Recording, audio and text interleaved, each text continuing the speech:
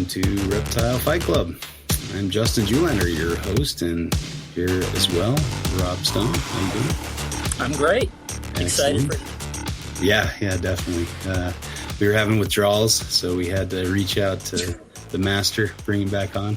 Absolutely. We got Ron St. Pierre here with us. Thanks for being here, Ron. Appreciate it. Thanks for the invite. Yeah, how's life? Yeah, it's going, man. It's like I was saying earlier, we're drowning in skinks.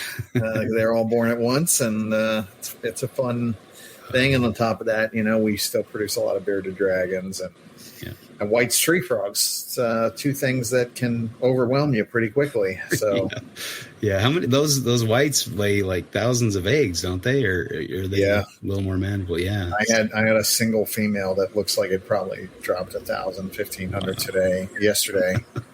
I'll try to only breed one frog at a time. Intentionally. I have enough that I could. I mean, I probably have 40 or 50 adults, but I try to just very selectively target to produce a spawn of morphs. Sure. And so we've been kind of working on that, but they're challenging. Frogs they really can overwhelm you, and baby frogs are expensive to feed. Right. Yeah. So, that's the challenge, is feeding all the babies once they start in crickets and stuff. Right. Yeah. It's the little crickets. Little crickets are expensive. Yeah. So, and I honestly, the system for them has kind of been on the back burner. I really need to develop something outdoors that right now I've got them all in these custom I have 40 of these tanks I had built by Jason the deer. And so I use them right now, but they're inside, and, we have no employees. So anything that causes a lot of extra labor, which it does to maintain the tanks with froglets in it, if I get them outside where they're in big enclosures and, they're kind of self-managing in a lot of ways. So that's something I'm going to try to get to in August or September if I survive the skink set. Yeah, man. Well, with all the cool morphs you're producing, I'm sure that's going to be a big deal, Yeah, that's our number one priority. Heather really knocked it out of the park, and she produced more than I was prepared mentally to deal with. Yeah. So, so now, but fortunately they discovered, and then her and Eddie Soto were telling me about this big black tub they sell at Home Depot. It's 170 gallon. I guess it's specifically made. It's like those Tough Totes, but this one is made for this big Halloween decoration that they have. So they started manufacturing this tub. It's after I initially dismissed it, I was like, it's black and whatever. It's a pain in the ass to deal with outdoors, right? I don't like using black items outdoors, but you can do it. Yeah. But I generally stay away from it. But then, and the size that they told me just didn't register with me. And then I finally saw one, and I was like, oh shit, this is actually fucking perfect. I think I can actually build something. And they're only $100. Oh, so compared to the 150 gallon tubs that we were buying from Duracast, the blue ones, and those are almost $300 a piece. So big price difference. And they're a little tall. They're taller, so there's more vertically oriented stuff that we can do. Yeah. Which, I like shelving and things like that for the animals because it creates different gradients. Right.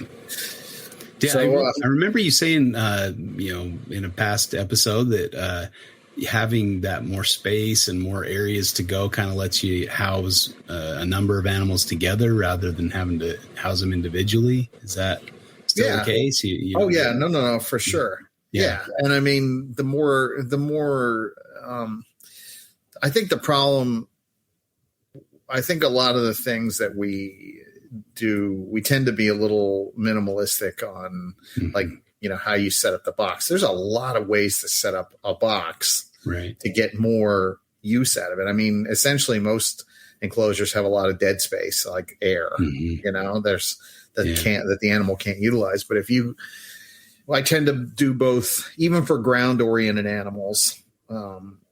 We tend to do a lot of vertical stuff, like we do shelves and ramps and all the stuff, and that that everything you do adds usable square footage to the enclosure. Right. So these tubs in particular, I mean, the way they're set up, I think I can do a lot of cool shit with them. Nice. And they have wheels on them, and they have a handle. And when Heather was like, well, we could use these, and then if a hurricane comes, we can just fucking roll the animals inside in their enclosure. Yeah. Lock them all down rather than have to go out there and pull everything. And then it's totally safe. Then you're not only, the enclosure itself is safe. You don't have to worry about that. But I mean, blown away. I guess if it takes the house down, then you kind of fuck no matter what. Right. But, so there's a lot of pluses to this. So we got the first 4 tonight, and I'm just kind of looking them over. Right now, they're right outside the back window, and I'm like, I'm going to take 2 or 3 days and just think about this because I want to do this right the first time. So I'm actually kind of excited about it. Eventually, it'll probably be 100 units. Wow. To start. That's awesome. Oh man. I just can't do a little of, if we're going to do something, I can't fuck. And she's like that too. So that's why it's work. No, that's cool. That's really cool. Have they loosened up the stringency of exporting things? Because I know I don't know if it was more of a with crested geckos. It seems like the Koreans were buying a lot of the the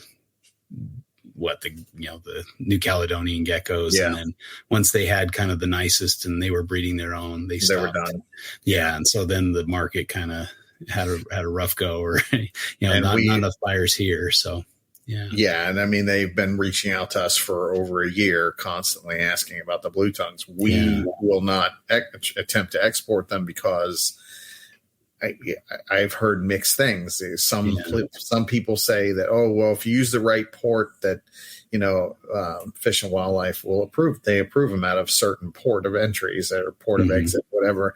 But some don't. Well, okay. Well, I'm not going to fuck around with that because that seems you don't want to chance it. Yeah, I want to know for sure, right? That it's 100%. But. Right. They're all legal animals. They're all legally acquired animals. And there's a chain for all of these things that goes back 10, 12 years. Right. They came in legally with paperwork.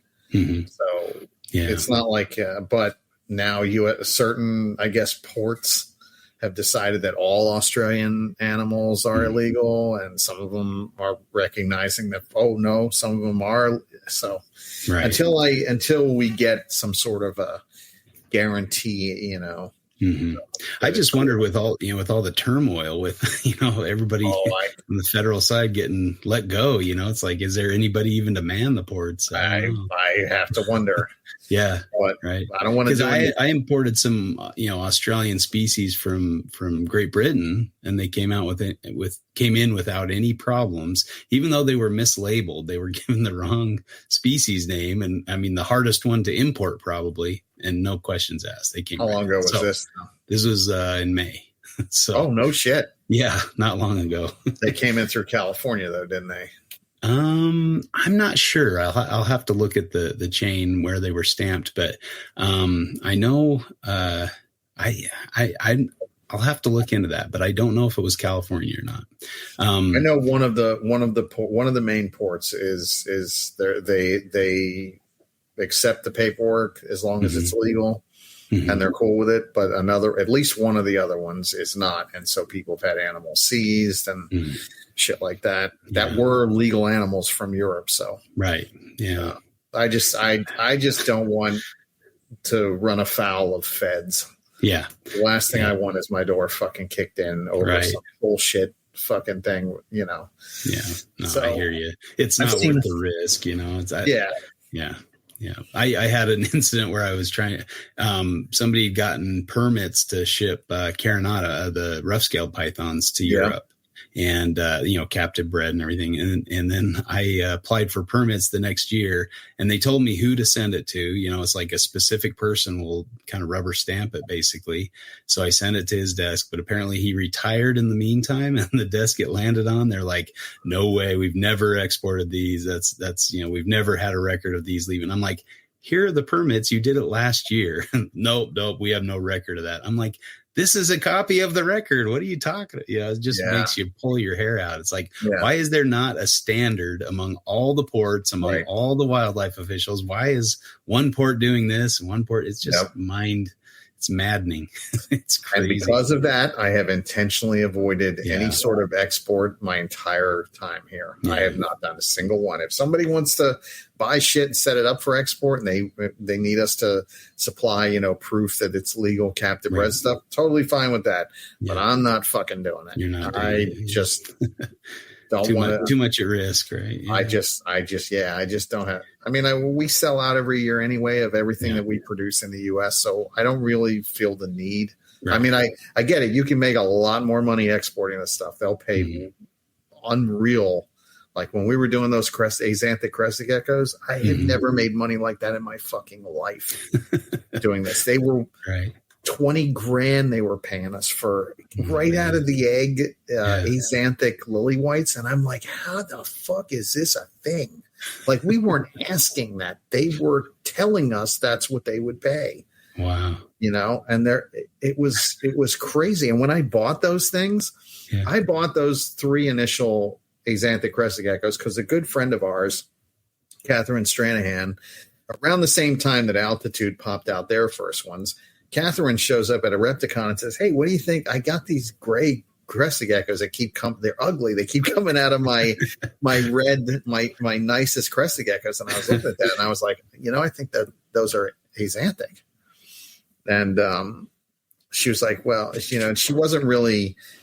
Catherine's really into species, but at the time didn't know much about morphs. Right. So she's like, hey, will you guys help me out with this? So we did over a year and told her what to do. And she went and she proved it out. And she actually had, they were axanthic.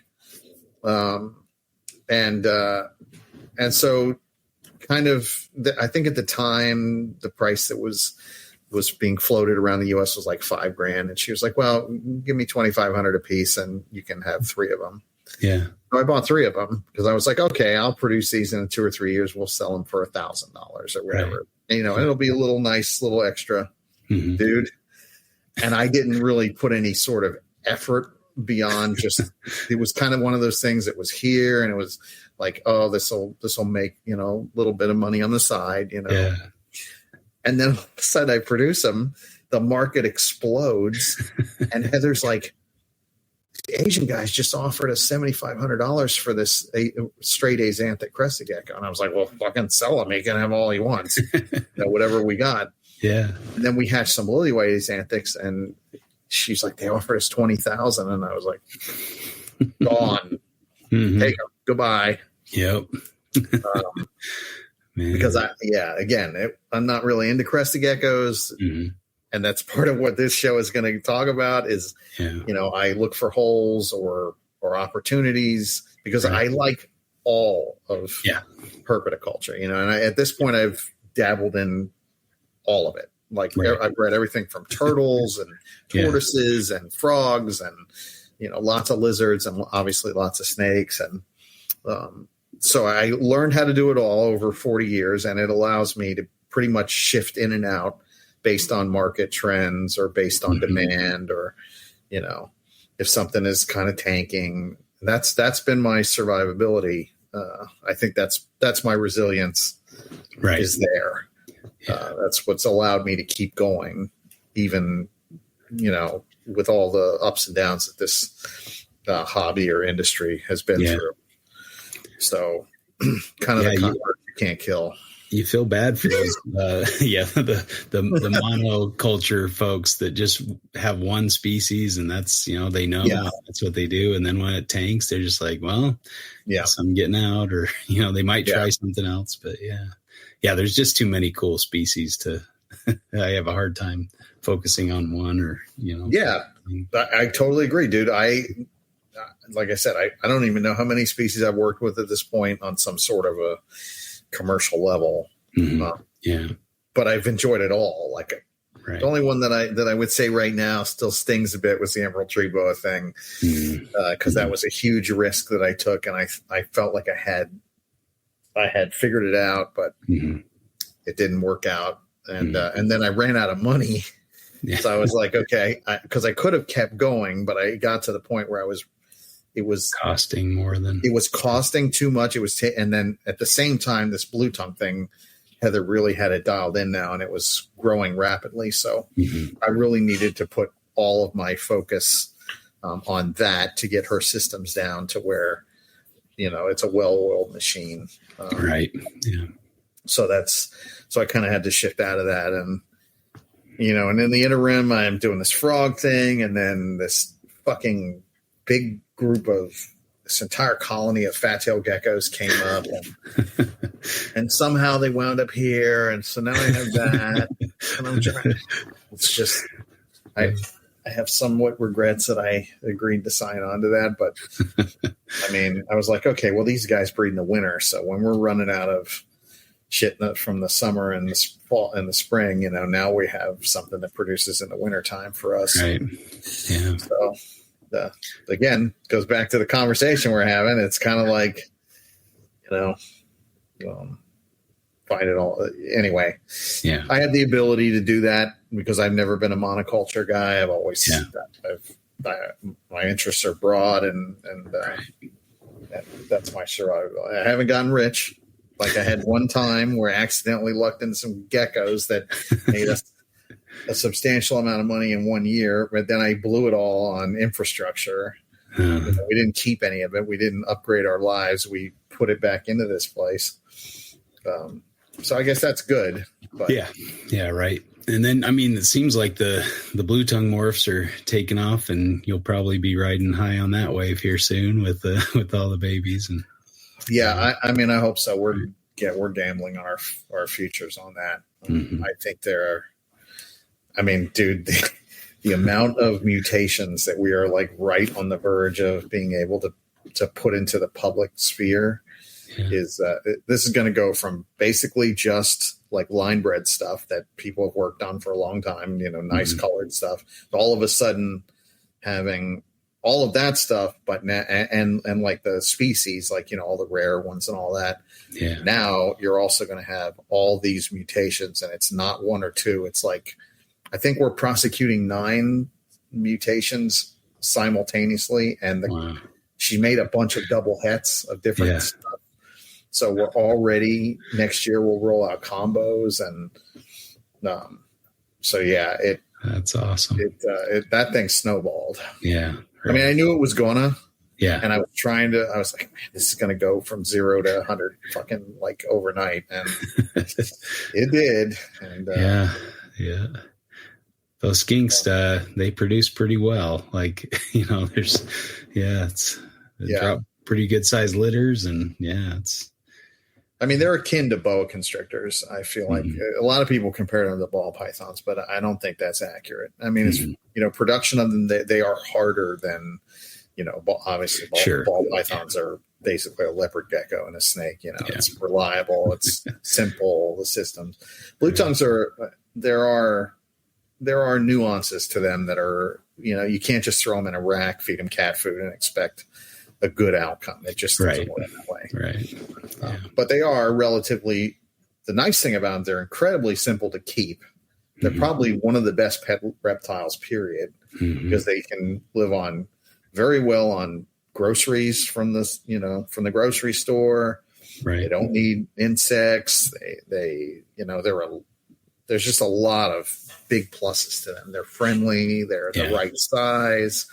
If it's too small, little Timmy can kill it easy. If it's too big, it's too much to handle. They're like in the Goldilocks zone. So that's for whatever reason, they've always been popular in the US, but they were never, like boa constrictor level. I don't ever think, and that's kind of where we're hoping these are going to eventually wind up. Now there's all these morphs. They'll kind of be the boa of lizards, kind of fall into that area. Yeah. Well, and I mean, to be fair, like the ball pythons didn't take off until there were morphs, Right. Nobody really cared about all these import, Yep. brown ball pythons until I was one of them. Pieds and all that kind of stuff, Dude, even when they got morphs, I was like, there's no way this is going to become a thing. I'm like, this is a boring ass fucking snake. and holy shit, was I wrong. And it sucks because I have a box of photos of a lot of the original morphs that I was pulling out of shipments. Yeah. And I was getting them for $5, $8, and I was selling them for $2,000. And I was like, oh man, I'm making bank on this, because I was a poor kid in Miami. I didn't, I was from a very working class family, and I made like $75 a week delivering subs at the time in like 1987 or 86. Mm-hmm. And then I found that these guys would pay me $2,000 to go to Strictly and pull out fucking, ball pythons that are a little bit different. And I was like, oh, fuck. So I did it. You're right. Yeah. I mean, I did use that money. Like I bought the original Blue Tegus that way. Right. That money gave me to build this. Actually, when I think about it, my entire life is kind of built on that fucking stupid snake too. Because even though I don't do them, it allowed me to buy all the shit that I wanted to do. Right. I hadn't really thought about that, but that is absolutely the case. Well, and arguably a lot of the things that we have in herpetoculture kind of, are because of that. The industry, and it's just grown tremendously because of the ball python craze. Oh no, they are our greatest success story by far. They've added an immense amount of positivity to the industry. They brought in a lot of people. They are our ambassador animal, really. I mean, they are the entry point for almost, I don't know what the number is, but it's got to be really fucking high. The amount of them that are sold, so I mean, they're very important to the hobby for sure. Yeah. But I was too stupid to see it at the time. Because at the time, I mean, I look back and laugh because I had a living room full. I had a little tiny house. Like it was like 700 square feet, sat right on I-95 in a bad neighborhood in Miami. Yeah. And my whole house, except for one little bedroom, was all fucking Burmese and reticulated pythons. And that was, that's what I was breeding. That was the first. And I bought those on what was Craigslist at the time. It was called Bargain Trader. You used to get them in 7-Eleven. It was this shitty little, like paper, I don't know. It was a pamphlet, but it was full of people selling animals too, and cars and all kinds of shit. Yeah. So I would get it every week that it came out, and then I would look and see, oh, this guy has an 8-foot Burmese, and this guy has a 6-foot boa, and I would call them up and drive out there and buy them. Yeah. Funny thing though, I went on this one. This guy had an ad for he said it was a 10-foot Burmese python. Uh-huh. And I was like, oh, okay, I'll get that. And but he didn't know what he wanted for it. But he wanted me to come see it and then make an offer. Yeah. So I get to this guy's house, and this dude comes out, and he looked like he walked right out of a Cheech and Chong movie, man. He was like a total stoner. Yeah. A Hawaiian shirt open with his beer belly hanging out and shit. And he was like really crazy. He kind of actually looked like fucking that movie that dude. Big Lebowski. Big Lebowski. Yeah. Yes. So anyway, he comes out to the driveway. It's like fucking 10 o'clock at night. He's like, oh, it's in the garage. Come here. And he opens up the garage, and the whole fucking garage, his 2-car garage, is an enclosure. And I was like, wow, this guy's 10-foot snake. This is pretty impressive. And then I saw the snake, and it was as big around as a fucking telephone pole. And I was like, dude, that's not 10 feet. And he's like, well, I haven't measured it in a while. It was like 200.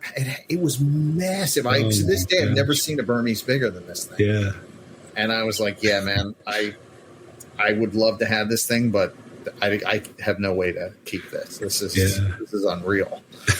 And it was pretty funny though. The shit you would find on on Craigslist. Right. I wonder whatever happened to that guy. But yeah, he was just a guy too. He was not like a reptile guy. He was a dude with a Burmese, and it was the only time I've ever seen a python bigger than that was at Crutchfield's giant retic, which was a terrifying animal. I mean, I stood next to that thing, and he opened the cage, and I looked at the head on that, and the way that thing was looking at me, I was like, nope. Oh man, yeah, I mean, it's cool as fuck, but nope, not going near that. I was just reading Rick Schein's book. Not the I can't remember what the name of it was. It's the green one, and it has his kind of research on retics in there, and like he was going to the skin trade folks to get to get specimens for research so they could look at gut contents and all that kind of stuff. And he said this one kid got this giant python, somebody brought it in. It was a really good sized snake. And he was so proud to show it off. He let it out of the bag, and like all of a sudden it just starts taking everybody runs, and it's chasing this little guy like through the skin place, and like when it chased him into this back room, and they closed the door and just kind of waited and hearing all the crashes and stuff, and he finally got out. And but, yeah, kind of funny. Yeah, there's a way that the retic's that big look at you. That particular snake, the way it looked at you, you're like, yeah, that thing knows it could fuck me up if it wanted to. Like, yeah, and people have been killed by big retics. I mean, it's not a and eaten in their natural range. There was kind of a back and forth with the native peoples, and some getting eaten and some eating the snakes. Like it kind of went back and forth. Right. Yeah. That's Jurassic Park shit, man. Yeah. Did you find the title of the book, Rob? Yeah, it's Snakes Without Borders. That's right. Snakes. Oh yeah, I've heard about that. Yeah, it's pretty entertaining book and really interesting. He's kind of making the science, fun and it reads well. So it's more like that's a good one. Coffee table book rather than. Yeah, I had a similar thing where you think about like, I had access to some of these early projects, but Louis Porras moved out to Utah and opened Zoo Herb back in the day. Yep. And I discovered that place and was over the moon going there. And I was my parents got me a monitor lizard for Christmas, basically like a voucher that I could go into Zoo Herp and buy a monitor lizard. And he was trying to talk me out of this Indicus, Indicus type monitor for these new lizards that were new in the country and not very many people had them. Molinas. No, bearded dragons. But they were like 150 each. So I thought that was a little sharp, steep in price for me back then. So like I passed on. I'm thinking, man, if I could go back in time and buy, 4 or 5 of those things, save up my allowance and buy a few of those and breed them back then. I also, Louis Porras used to be in Miami.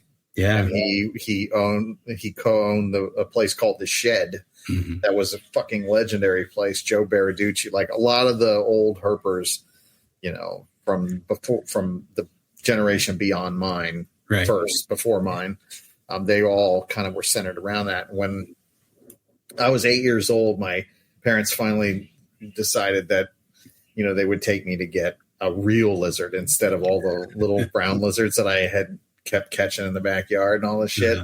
Yeah. So they looked in the phone book, and there was a reptile. There was the only reptile store, and it was so they took me there, and dude, that place was fucking magic, and I have never forgot it. Right. It was just full, man. There was, I still remember tanks full of giant sun gazers that I reached in and grabbed one, and I was like, oh my God, this is, there were shinglebacks, just tubs full of shinglebacks. But the thing that really hooked me was there was a giant fucking monitor, and it had baby chicks in the cage. They were clearly trying to feed it. And my mom screamed, and she was like, nope. And she was out. She didn't want to see the little chicks get eaten but I was like, that's what I want. I want that 7 foot, whatever. I mean, it seemed huge to me at the time as 8 years old, but it was a big animal. Right. Louis' entryway had, a black tree monitor next to a croc monitor, like when you walked in these giant cages. And I'm like, oh my gosh, I sat and watched that black tree monitor just cruise up and down, just all over the place. I'm like, that is the coolest thing I've ever seen. And then you look over and this croc monitor is like looking at you sideways. You're like, oh, yeah, that guy could probably mess me up. But yeah, I love just that, a dream place. I love that place. And then he's like, I'm not supposed to let people come into the venomous side, but we'll let you in. He takes me in there. Let me make sure there's no cobras out. Like all the cages are secure before. Dude, that's funny because the same time period, more or less, I was about 15 at the time. I met Ed Chapman from Florida Reptile Importers, and I used to take the bus. 2 buses in the Metro Rail from my house in North Miami to get there. I go there as soon as I got home from school on the bus. I ride out to West Miami where he was. Yeah. And I got to know them really well. And because they couldn't get rid of me. I must have been a super pest, dude. Right. And I would bring the neighborhood kids with me, so there'd be like 4 fucking kids. Eventually they started, figuring out that, hey, you can make these little fuckers do some work for free. And we were happy to do it. But one morning I went in there and we had a venomous room, and he asked me to go get a snake hook, I think, something. And I went in the venomous room and the lights were off. I go in, I'm looking for the hook. I don't see it. I turn the light on, and then in the mirror, there was a mirror, and in the mirror behind me, all these little fucking cobras that are on top of the cages, and they were albino monocolts, I think. Oh no! And they were all hooded and rocking back and forth. They were like, and I was like, oh shit! And I'm looking down. I'm like, am I standing on any? Yeah, that's funny though. That was one of my another one of those things that I never forgot. Core memories, right? Yeah, stuck with me. Yeah. Also, when I decided that I did not want to keep cobras because I don't want a venomous snake that gets out of everything. Right. And those things got out all the fucking time. Like it didn't. Super smart. Huh. Yeah. That's an intelligent snake. It's fast and it's smart. Nope, don't like it. Not when it has venom. Yeah. Love looking at them, but not keeping that. Right. But I do. I love vipers, man. I always. If we didn't have the laws here, I'd have a fucking room full of them. The tree vipers, the gaboons, rhinos, all that shit. Rattlesnakes. I love all that stuff. Yeah. But that's good stuff. Yeah. I was in contact with Louis not too long ago, and he was saying, I'm looking at selling my book collection. I'm like, oh, but I said, now, have you ever thought of writing, your like memoirs and writing a book? And he's like, oh, maybe I shouldn't sell my books just quite yet. I'm like, oh, good. I would read the heck out of that, So hopefully he puts out a cool book. That'd be sweet. Yeah, I know where there's a herp library collection that's probably on par with some of the best around, from a guy that has been in the industry forever and was a book. He bought every fucking book that came out. A lot of them he got signed by people, and he's very elderly now. And it's just sitting rotting in a warehouse. He's offered it to me a couple times, but I could never, first of all, I couldn't come up with a price. It seems like it's one of those priceless things, and I don't want to, I want him to get what it's worth, but it's fucking huge. I mean, dude, I haven't seen it in a long time, but I remember in his house 30 years ago when I used to go over there quite a bit, it was already an entire fucking room, floor to ceiling, and not a small room either, a big room. He never stopped collecting books. I mean, and apparently he says that he has an entire storage unit that's completely full. Oh my goodness. So at some point I probably need to, maybe if the skink thing is good, right. I have the money. I can say, okay, well, I'll give you a stupid amount. And get it, because I just don't buy a bunch of bookshelves and that's the hard thing about a collection so big is where do you put it? I don't like having to come up with a price either. He doesn't know what it's worth. I feel bad. I don't want to rob the guy, but I also don't know what it's worth, and it takes a long time to go through and do the research on it and all that shit and come up with that. Yeah, and I just haven't had the fucking time to even consider it the last year or two. That's a show that Jordan Parrott suggested, is what to do with your herp book collection when you're getting old or something. Like, what do you do with that? Yeah. That's it's probably best to donate it to someplace worthy, but right. Yeah. It sounds like that could be its own library. Somebody funded something like that. I know Alan was talking about doing like an Airbnb on his property down in Southern California and having like a herp library there, so you could go and read herp books during the day and go out and herp at night or whatever. I didn't think about that, but maybe I'll talk to him about that. Yeah, that could be an outlet for it for sure. Yeah, I mean, he wanted us to come out for that thing a couple months ago or whatever, but with all the shit going on, and I was just like, I'm not leaving Florida right now. I don't want to go anywhere. I want to sit, sit and watch the skinks. Things were very unstable. I mean, they're not like they're not unstable right now, but things were super unstable at the time that thing was on, and then right.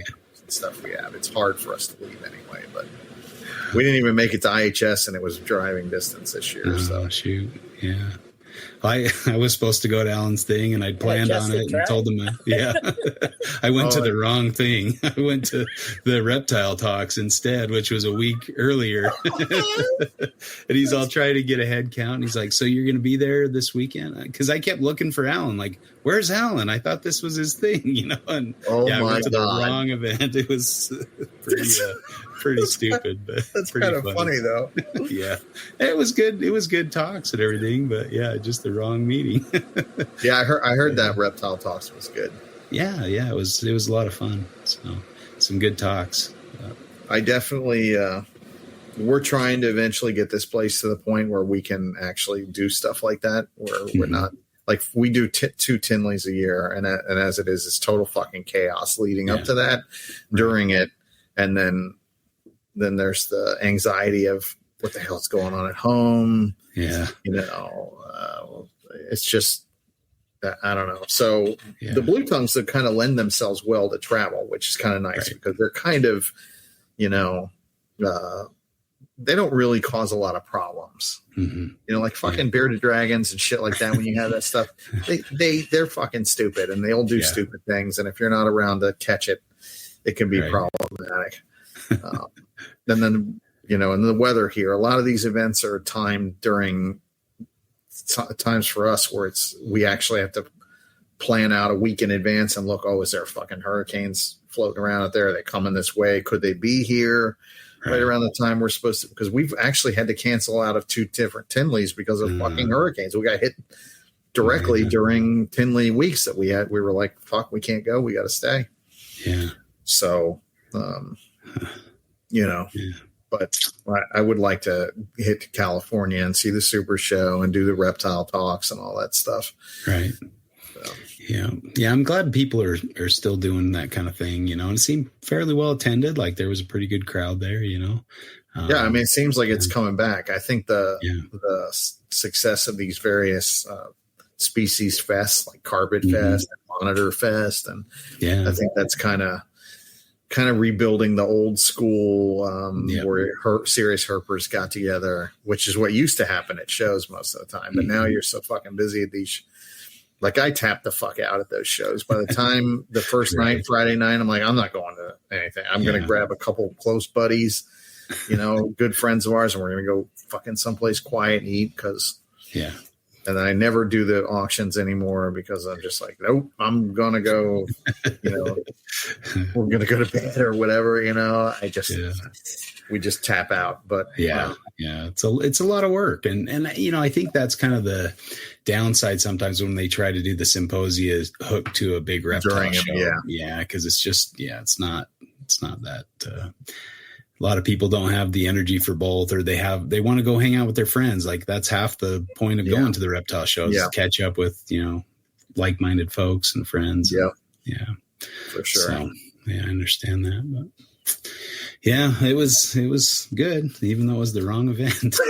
Alan was kind of pissed. That's a good story though. Yeah. That's a good one. It's like people would say, "Oh, you came to this." I'm like, "Yeah, I'm just down here supporting Alan." They're like, "Who's Alan? What are you talking about?" Like, "Oh, I kept looking for him. Like, why isn't he at his own event?" God, I don't know. Sometimes I wonder. That's good shit, man. Yeah. I haven't done that yet. Yeah, but I mean, a little bit on, he said he sent me an invitation to the group and I never saw it. So I never got like all the details online. And so I just kind of looked it up and I assumed, oh, that must be it. It was kind of a dumb assumption around the same time that he was saying. So I'm like, oh, I guess I should have asked him for the invite again, but what'd he do? That's driving distance for you though, right? Yeah. I mean, it's a good 10, 11 hours, but it's still, I drove down. I think I slept in Vegas somewhere, like in a parking lot in the car or something. And then I went out herping, and it's like 2 a.m. when I was done. So I'm like, I'm not going to spend money on a hotel room. I'll just sleep in the truck and then head down later. That is the most herper story. Right. That is that we ever can say you aren't legit, man. A fucking car in Vegas went herping. Yeah, exactly. So it was fun. And then my cousins live down there, so I just stayed with my cousins during the weekend. And then that's cool. They're always nice to put me up. But. Yeah, it's nice when you have. I have that in Chicago where we have friends that we stay with. That's so we don't even bother with the hotels and shit. It's another reason why we don't stay for like the after things because we're not in the hotel. We're 30 minutes away. Yeah, with our base of operation. Exactly. Yeah. So. Yeah, good stuff. Well, I don't think I've ever heard a lot of those stories you just told. I keep thinking I've heard so much, heard you on several podcasts and stuff and talked to you in person. And man, you always just have cool new stories that I've never heard. I guess it's a life in the, it's a reptile life, life in the reptile, the whole thing. You're bound to have something we haven't heard. It's just great to have you on. Thanks again. So, today, I guess we kind of alluded to it earlier, but we're going to talk about, sticking with kind of niche projects, or when do you sell out of a project and move on to something that's maybe more financially viable, and when to pivot, that kind of idea. So I guess, if maybe we want to take, the commercial side versus the more self-interest or niche side.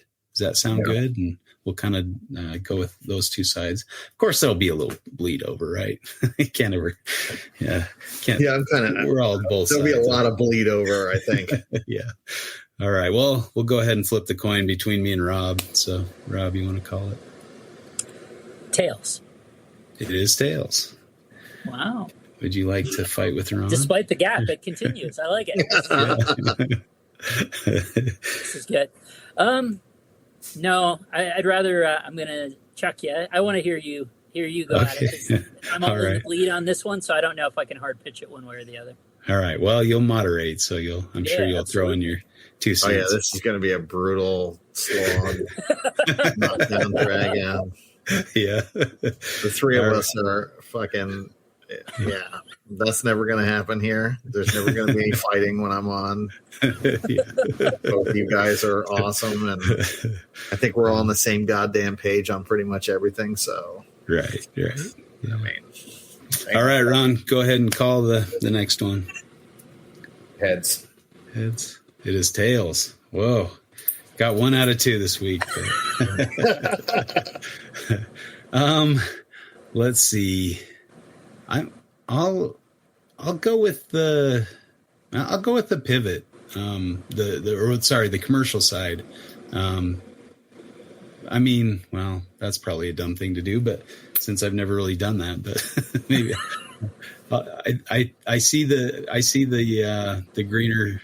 The grass is greener on the other side of the fence, maybe. So maybe if I could do that, maybe I'd do that. So I'll go with that side, and we'll see what I can come up with. All right.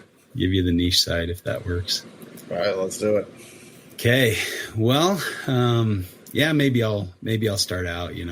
I think obviously, if you're doing this to put put food on the table, doing it full time. I imagine that there's some component of what you're doing. You have to have something that's marketable. You can't just be producing a lot of stuff that nobody wants or that people aren't, that's not flying off the shelves that you have to stay with for season after season. So I think, that's a big push, especially for, professional breeders, people who are doing this full time. That a little bit more what's popular. That's not to say you can't kind of make your own market, but I think a lot of people can be kind of successful just by riding the coattails of people who've made things popular or just species that are naturally popular, like the ball pythons or the boa constrictors or, kind of the big five or whatever. It seems like even when the market's down, you can still be producing those and doing okay, moving them to some extent. Yep. I do think there has to be some kind of responsible aspect of kind of keeping an eye on the market, making sure you're not overproducing stuff when things are not selling well. But I do think there's also a lot of, what's the word? Like just people, everything's dead, nothing's selling. You might as well just sell all your ball pythons, because they're never going to be popular again. And then you notice like, a new morph comes out, and then all of a sudden there's this resurgence and everybody wants the different ball pythons. So as long as you're keeping kind of in the loop, I think too, it helps to be well connected and know kind of the players and know where the ball python morphs are coming from. Maybe be one of those guys that's willing to invest or to put in that, that big page, the big check to get the hot new thing or something, to be able to prove that out. The truth more than the story, right? Right. The narrative is going with it. Exactly. Yeah. And understand how it works, because a lot of times, you're not necessarily selling things for cash. Nobody's handing you big checks. Maybe they're offering trades for other things that is absolutely true. Right. Yep. That's kind of how I'd start. Like that's kind of the push to look at more what's popular and what's commercially viable. I mean, everything you said is shit that we do. And like I said, I'm on both sides of that coin, more or less. Because the thing is I think most professional breeders are hobbyists first. Right. And then we're just trying to figure out how can we monetize this to be able to do what we already want to do, and get paid. I mean, that is the goal, right? Not to have to clock in some 9-to-5 job that you fucking hate. And actually, I mean, I feel like I've never worked since, I was a little kid when I had brief, times, like delivering sandwiches and shit, before I was 18. I've been doing this full time since I was 19, I guess. Yeah. I've been doing it for a living since I was 16. That's when I started getting paid, getting money for this. That's where I figured out, oh shit, I can actually, this can work. I don't have to go and, work and then, whatever. I can just do what I want to do, get paid what I'm already going to be doing. And I've done that actually with pretty much everything I get involved in. I was, for a while there, I was making money playing video games. I've, done stuff like that. If I'm into something, I always try to find a way that I can make it at least pay for itself. Generally, preferably make it so that I can make money so that I can buy more of the shit that I want. Yeah. So that's my motivation. But yeah, I mean, obviously we follow market trends, and everything that we do out here is we view it in the prism of it's a machine that has dials, and you turn it up when it's good, and you turn it down when it's soft, and the market constantly waxes and wanes back and forth. The worst thing you can fucking do is, especially if you're committed to something, a species or a certain, the worst thing you can fucking do, which I've done quite a few times, is to bail on it when the market is down, because you think, oh, this is never coming back. That is absolutely not true. It always fucking comes back. Now, maybe it won't be. There's some other problems at play here. There are definitely groups of individuals in this industry that are bubble creators. and they create artificial bubbles, and then they only last a year or two, and then the bubble pops, and then everybody gets fucking burned. So, and that's something actually that we've very cognizant of and have gone with the blue tongues, especially because we don't want to create a bubble. We're trying to fit. We've been consulting with all kinds of people. What is the real value of these things when they're rare, and then as they go on, because there should be. So the question is, I can tell you right now that there is one new snake, which I'm not going to name what it is, morph that was produced that they're asking $200,000 for. Wow, that man, is fucking nuts. Yeah, and my thought when I saw this thing is I thought, okay, well, I could maybe see $20,000 for this because of what it is, right? And it's only a couple of them in existence. And that would not be out of my realm of risk, because I would look at it as, well, I'll buy that for $20,000. If I produce them in 3 years, I can get $5,000 to $10,000 a piece. It's fucking awesome money, especially, it only takes a couple to break even. And then that's kind of the way we look at it. Yeah. But I would not go into something spending $20,000 and expecting to sell mine for $20,000. That's not how shit works. Right. And the laws of supply and demand neuter that. So we take all that kind of stuff into account. And then, bearded dragons are all over the place. Some years, dude, you can sell thousands at the highest wholesale price.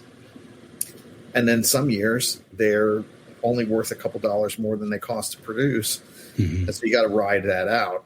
Yeah. The problem is when they're down that low, they kind of nullify the good years. So it ends up, you end up with a living, and it's a decent living. It's not, it's okay, but nobody's getting fucking rich. I really don't. I mean, there are a few people in this industry that have gotten very wealthy, but they had very specific projects at very specific times. And then most of them took that money and then went and put it in like real estate and other things that are kind of more stable. Yeah. And those are the guys that I think, but I think the majority of the stuff is not like that. And you just have to, be willing to, one, like you said earlier, to pivot. Like, okay, and the other thing is you don't want monoculture. Monoculture, I think, comes back to bite you in the ass. If you're trying to do this for a living as your sole source of income, if it's backed up by something else, then you can do monoculture all day long, and so there's something else backing it up. So we always try to run 3 to 5 species or projects that we do on some sort of a largish level, not like giant, but big enough. Yeah. And the considerations for those are, can we sell them? Are they commercially viable? Is the demand, sufficient to where you're not begging, I don't want to have to fucking advertise, but I hate that. Yeah. So that's one of the things. If I look at something and go, oh, I'm going to be swimming in a pool with 30,000 sharks here, and I got to put up the biggest, sign to say, hey, buy my shit. No, I'm not doing that. So that's something that's why I don't ever touch ball pythons. There's plenty of ball python projects out there that I think are good and whatever. I'll never touch that because that pool is just, that's an ocean full of sharks. Right. So, nope, not jumping in that. And to be kind of the big players too, to get those offers, like if you're one of 20, that are kind of the big names and big players in a giant, pond, that's still, people you got to compete with to get kind of the cutting edge stuff. And, that's a tricky thing. Now, that is absolutely true. And a lot of the reasons that we can sell stuff is because both that we work on is that both Heather and I both have a pretty well-known name in this industry. There's decades behind it, both of us. We're virtually unknown. We were virtually unknown in like the crested gecko thing. And we still are. Those crested gecko, that end of the industry, they don't even know we exist. And yet one of our best financial years was doing those crested geckos. Now we weren't selling them to them. Yeah. We were selling them to like people that buy and sell to them. So you can get into projects like that in ball pythons or crested geckos. If you get into the right thing at the right time, right. You can, one, do cool shit with it, and two, it can be very financially satisfying. But like I said, 40 years I've been doing this. I had no expectations of those axanthic crested geckos when I bought the original ones. And then all of a sudden, they're making more money than I've ever made in my fucking life. And I'm like, how is this a thing? It's a gray lizard. I seriously, I remember I was walking around for weeks like muttering, it's a fucking gray lizard. Fucking gray lizard. How is this a thing? And I'm working at the same time I was doing the giant blue beauty anoles. Yeah. And I'm like, this is fucking amazing. This thing is bright blue and yellow. It's got all this stuff. And I'm struggling to get like whatever, it was like $2,500 a piece for them or whatever. These fuckers are throwing $20,000 at a gray goddamn gecko. That's extremely common. Right. So I was just like, man, I'm really out of this. My instincts are fucking terrible because I look at this blue beauty thing and think, oh, these should fly. Yeah. Like, I love those. I like going outside looking at them. The crested geckos, I just kind of walk by and go, oh yeah, it's a fucking crested gecko. Yeah, I think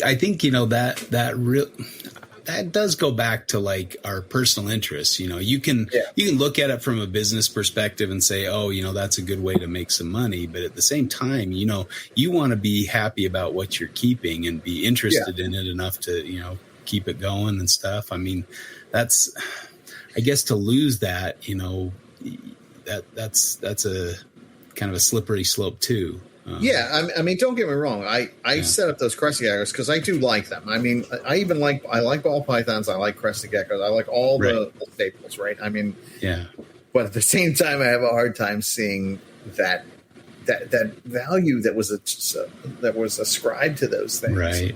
It was very strange to me. I'm like, okay, I get it's one of the first crested gecko morphs, but an axanthic or anery in most things is not that big of a deal. Like they're more ingredient morphs, like very few things are like, oh, this is the pinnacle of this thing is this anathoristic ball python or whatever. And I mean, I've seen they've done some amazing things with those. Sure. Yeah. But it was not like, oh, it's a fucking albino or a pied or, and this crested gecko was treated like that. It was like this big deal. And I never, dude, I'm telling you, I still sit there and wonder, wow, this was just a perfect alignment.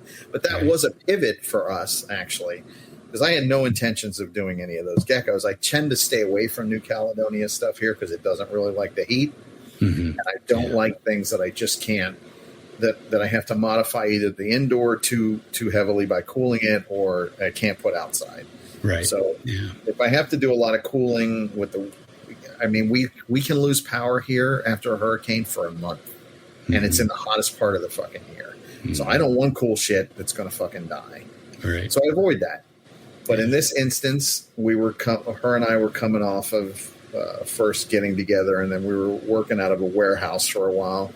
And I was like, well, what can I do in this warehouse that will generate some funds? That'll be kind of fun, and it's new. And then a friend of ours hatched those the first axanthic crested geckos outside of altitude, which was Catherine Stranahan. She hatched them, and I was like, okay, well, there's an opportunity. We can get in on this. She's a friend of ours. She'll hook us up, and and I figured, hey, it'd be a nice $500 to $1,000 gecko to sell at shows, for a while in the beginning. Right. Never thought it was going to end up being what it became. Yeah. But it also didn't last. Only lasted for a year or two. And that fucking bubble busted. And it really busted. And then I was like, okay, I'm out. Yeah. By then we were in this new house with all this property, and I was like, okay, well, now I can do all the shit. We're not in this crappy warehouse anymore, and so now we don't need this. So we sold everything off to Rock and Roll Geckos, who has been running with it ever since. And and then we started doing other things that we either wanted to do or we see an opportunity. Like the Knolls were an opportunity. I had no intentions of doing a Knolls at all. Yeah. And in 2013, somebody sends me a picture of an albino they caught on a fucking tree down in Homestead. And I turned it down initially because the guy wanted $1,000 for it. And I was like, get the fuck out of here. Nobody gives a shit about the yellow. But I thought it was cool. So I put it up on Facebook and then went on about my business. And I didn't bring my phone with me that day because I was doing like really dirty, moving like mounds of dirt shit outside into enclosures. So I didn't want to fuck my phone up. So I come back in the house about an hour or two later, and my phone is on fire, like from all over the U.S. Hey, where is that, buddy? Is it for sale? And it was like a lot of big names that were. I was like, oh shit! This thing actually has some legs, and I just alerted the world that it exists. So I went and grabbed $1,000 out of the bank and did a 4-hour drive in like 2 hours to get it. It was almost dead. I had to drive in a crack neighborhood. It's a whole fucking thing. Yeah, But yeah, and that did turn into something. And then I ended up, I said, okay, well, I have this. Now I got to fucking build this. So I went to all the collectors down there that I knew, and I said, hey, you catch any weird Night of Knolls? Let me know. I'll pay $100 for something weird. And if it's really fucking weird, I'll give you $1,000. Mm-hmm. And so over the next 2 years, I got 4 albinos that were wild caught. I got some blue ones, some spotted ones. There was just a bunch of stuff, and so it started a whole thing. And I did it for 10 years, and then I was like, I'm not enjoying this anymore. I was managing a 2,000 square foot fucking setup of screen cages that had all these hets and all this shit in it. Right. And I'm like, this is just not fun. Yeah. So I wasn't digging it, and I was ready to move on. So I sold it all to Eclectic, and now he got most of it, but some of it went to like other people. Bulldog, Reptiles bought the albino project and stuff. But and then he actually went on to prove out. I had sold him not albinos, but hets of things that had never been produced that were gravid, and I was just like, dude, just come with a U-Haul, get it. I even gave him the eggs. Wow. So he took the eggs home, and some of those eggs hatched, and they were the new thing. That was cool. I mean, then now they're out, and and he'll carry them on. But I was just done over it. It wasn't fun, and as soon as it's not fun, that's another reason to pivot.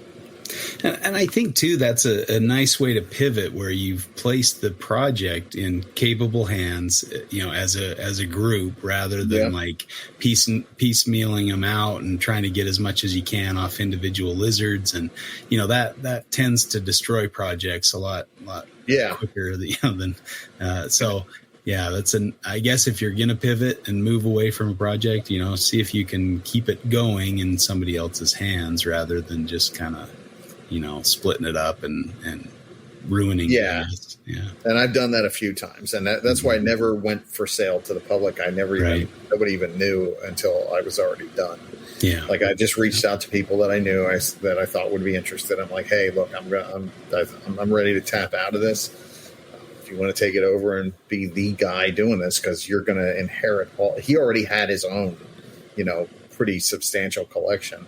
Right. And now he's getting all the shit that nobody else had. Mm-hmm. So he showed up and did it. And I was like, I felt good about that because, it went to a good place and it'll keep going and he'll keep it going. Yeah. So there's a lot of them now. I mean, I don't think those are ever going to disappear. Right. Because, he got, I don't know how many animals he got. It took me 2 days to pack to pack them all. Yeah. There must have been 100, at least 125. Yeah. It was good, but I was done. I was tired of the screen cages and tired of managing all those hets. I just, personally, I don't like the prosecution of morphs. Heather loves it. That's why that's why as a team, her and I do better shit than I could have ever done on my own. Because she is, the person that will dedicate herself to a species, will do all of the things necessary to dedicate it to the morphs, she's like fucking there. Where I'd rather look at my lace monitors and Right. And like just normal shit. Like I like setting up projects where I don't have to think, oh, I got to fucking have this pair of heads over here and I got to track this. And I'm just like, man, no, I would rather just,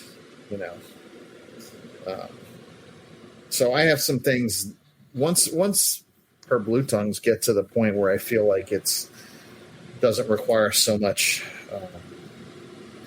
constant engineering, which is what we're the project that the current stage of it. Then I'm going to do something, and I'm floating around a couple. One of them is actually fucking morph, but it's something that I've always wanted. And, I really, really like blood pythons. I like I've always intended to do that. When the first pieds came out, I was like, oh man, I should buy those, and it just never happened. So that's one thing. Plus, it's simple. I can buy the fucking racks. They do well in the big boa rack. I don't have to have them outside. Because I still have to do a lot of shit with like her systems have to be constantly maintained and managed. So it's not like set and forget it. The skinks are really a 2-man job at this point, right? And we don't have employees, so so there's that. So I'm looking for something that's a little low impact that I actually like. That I could see, even if. So that's one of the things. The other thing I kicked around, the chondros did really well out here. So I was like, well, maybe I'll pick that up again too. Again, other than locales and shit like that, there's no morphs to track, and they're all beautiful right away, and they're variable, and there's So when Rob was out here a couple weeks ago, I guess it's been like a couple months now. I was telling him about that. I'm like, I did this thing for the emeralds. It didn't work out, but the chondros did really well, and I probably shouldn't have canceled that. But the emeralds burned my ass so bad. I was like, fuck this. I just need to regroup and start. Right. So, I guess that's maybe the downside of, that large scale, when it doesn't work and it just drives you nuts, and, it's almost like painful to look at them in some cases, you just gotta. I need time to lick my wounds before I go back to that. Right. I may eventually, but usually when I'm the one who put the blue tegus and the albino blue tegus and all that in the fucking trade. Right. I did really well with that. Boas and but specifically in the tegus, I did really well with them for 20 years. And then in 2005, it just all went fucking south. But that was because I tried to make them essentially, the Petco was going to give me a SKU for them. Right. For another vendor. And so they wanted a guarantee of a certain amount, and I tried to produce that amount, and it was not possible for me. But I'm stubborn, and I refuse. Even though I knew it was going south, I'm like, nope. I just stick at it another year or two. It didn't work.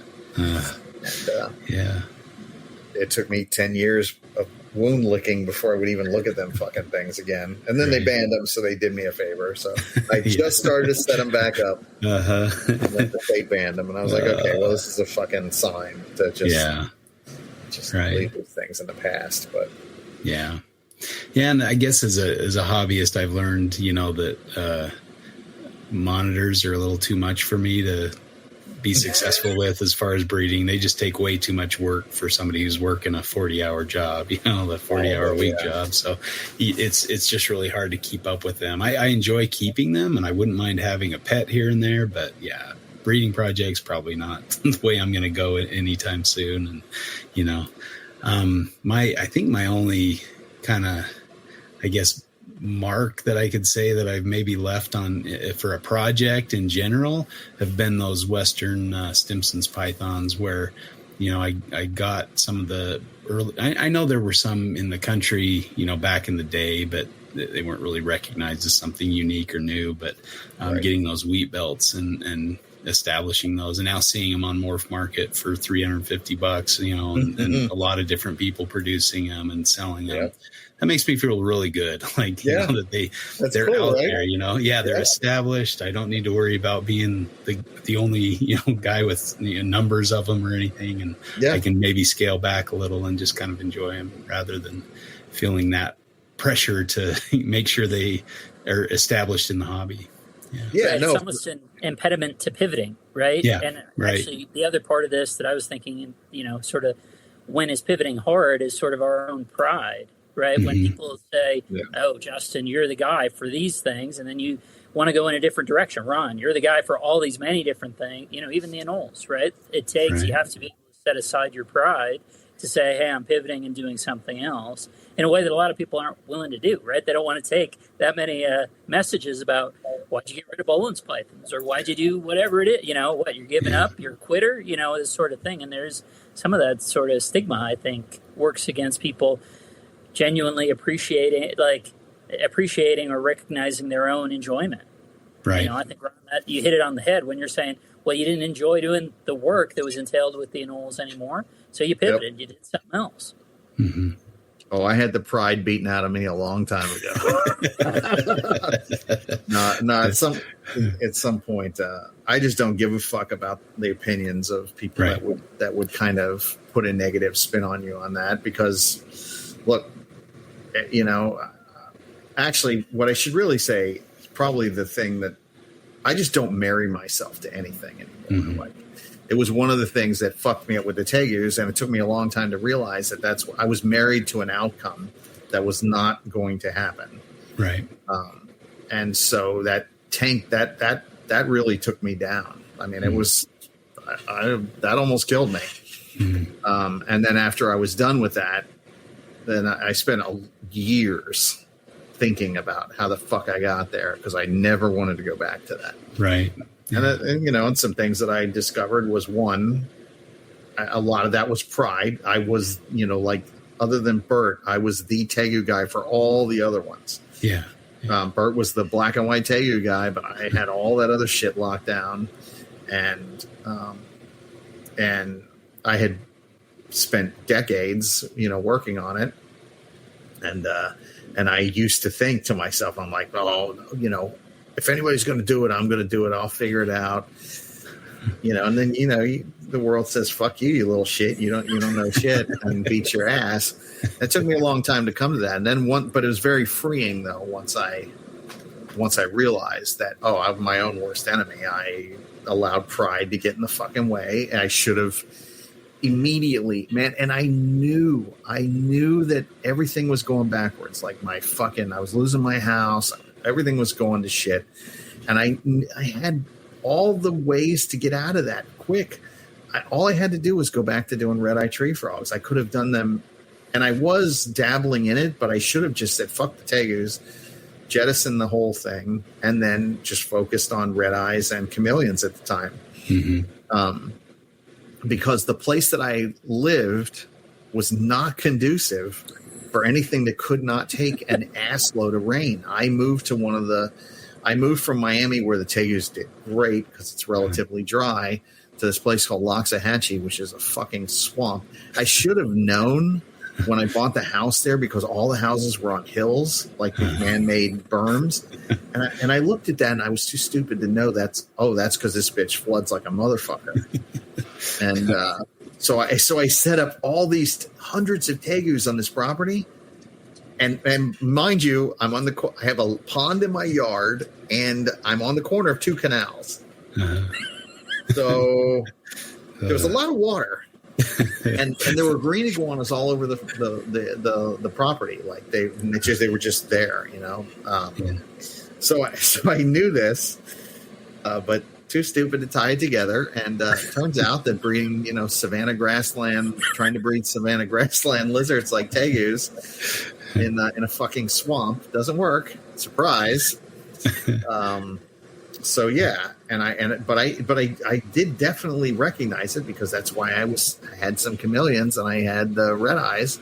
Right. But I was not going to let go of them fucking Tegus and my grip on that, and it took me all the way down. So now, if I feel like something's not that's why I jettisoned the emeralds after a year of trying. Wasn't working. Right. And I was running out of money to throw at it. And then all the skinks were really taking off. So I'm like, she really needs me to focus on the skink systems. I really can't waste time trying to work out something that I'm probably not going to work out. is this for somebody else to do? So I was like, all right, I'm out. Yeah. And I took my loss, which was substantial, but it wasn't unrecoverable. Right. And now I'm just kind of looking at things like, okay, well, I want low impact. I want a snake to hedge against the reason I want that there is actually part of the pivot thing. I want to hedge against the blue tongues. Like we're banking on the blue tongues being our primary source, but you don't want to go all in on anything. Mm-hmm. So I want something else that's low impact, that doesn't interfere. That's not, I'm doing fucking white tree frogs now. Those are not low impact. When you have 1,500 fucking babies come out or 2,000, there's nothing low impact about that. They're fucking, they're long hours of cleaning all the goddamn time.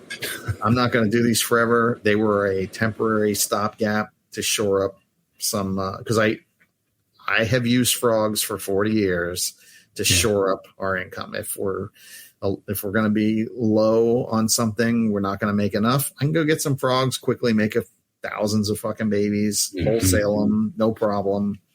And make enough to where, but I'm never going to be a frog guy. I don't know how those guys do it. They're like super dedicated and I'm not. Right. I enjoy them. It's fun, in limited amounts. Like when there's only adults here, they're fucking awesome. Yeah. Right. Yeah.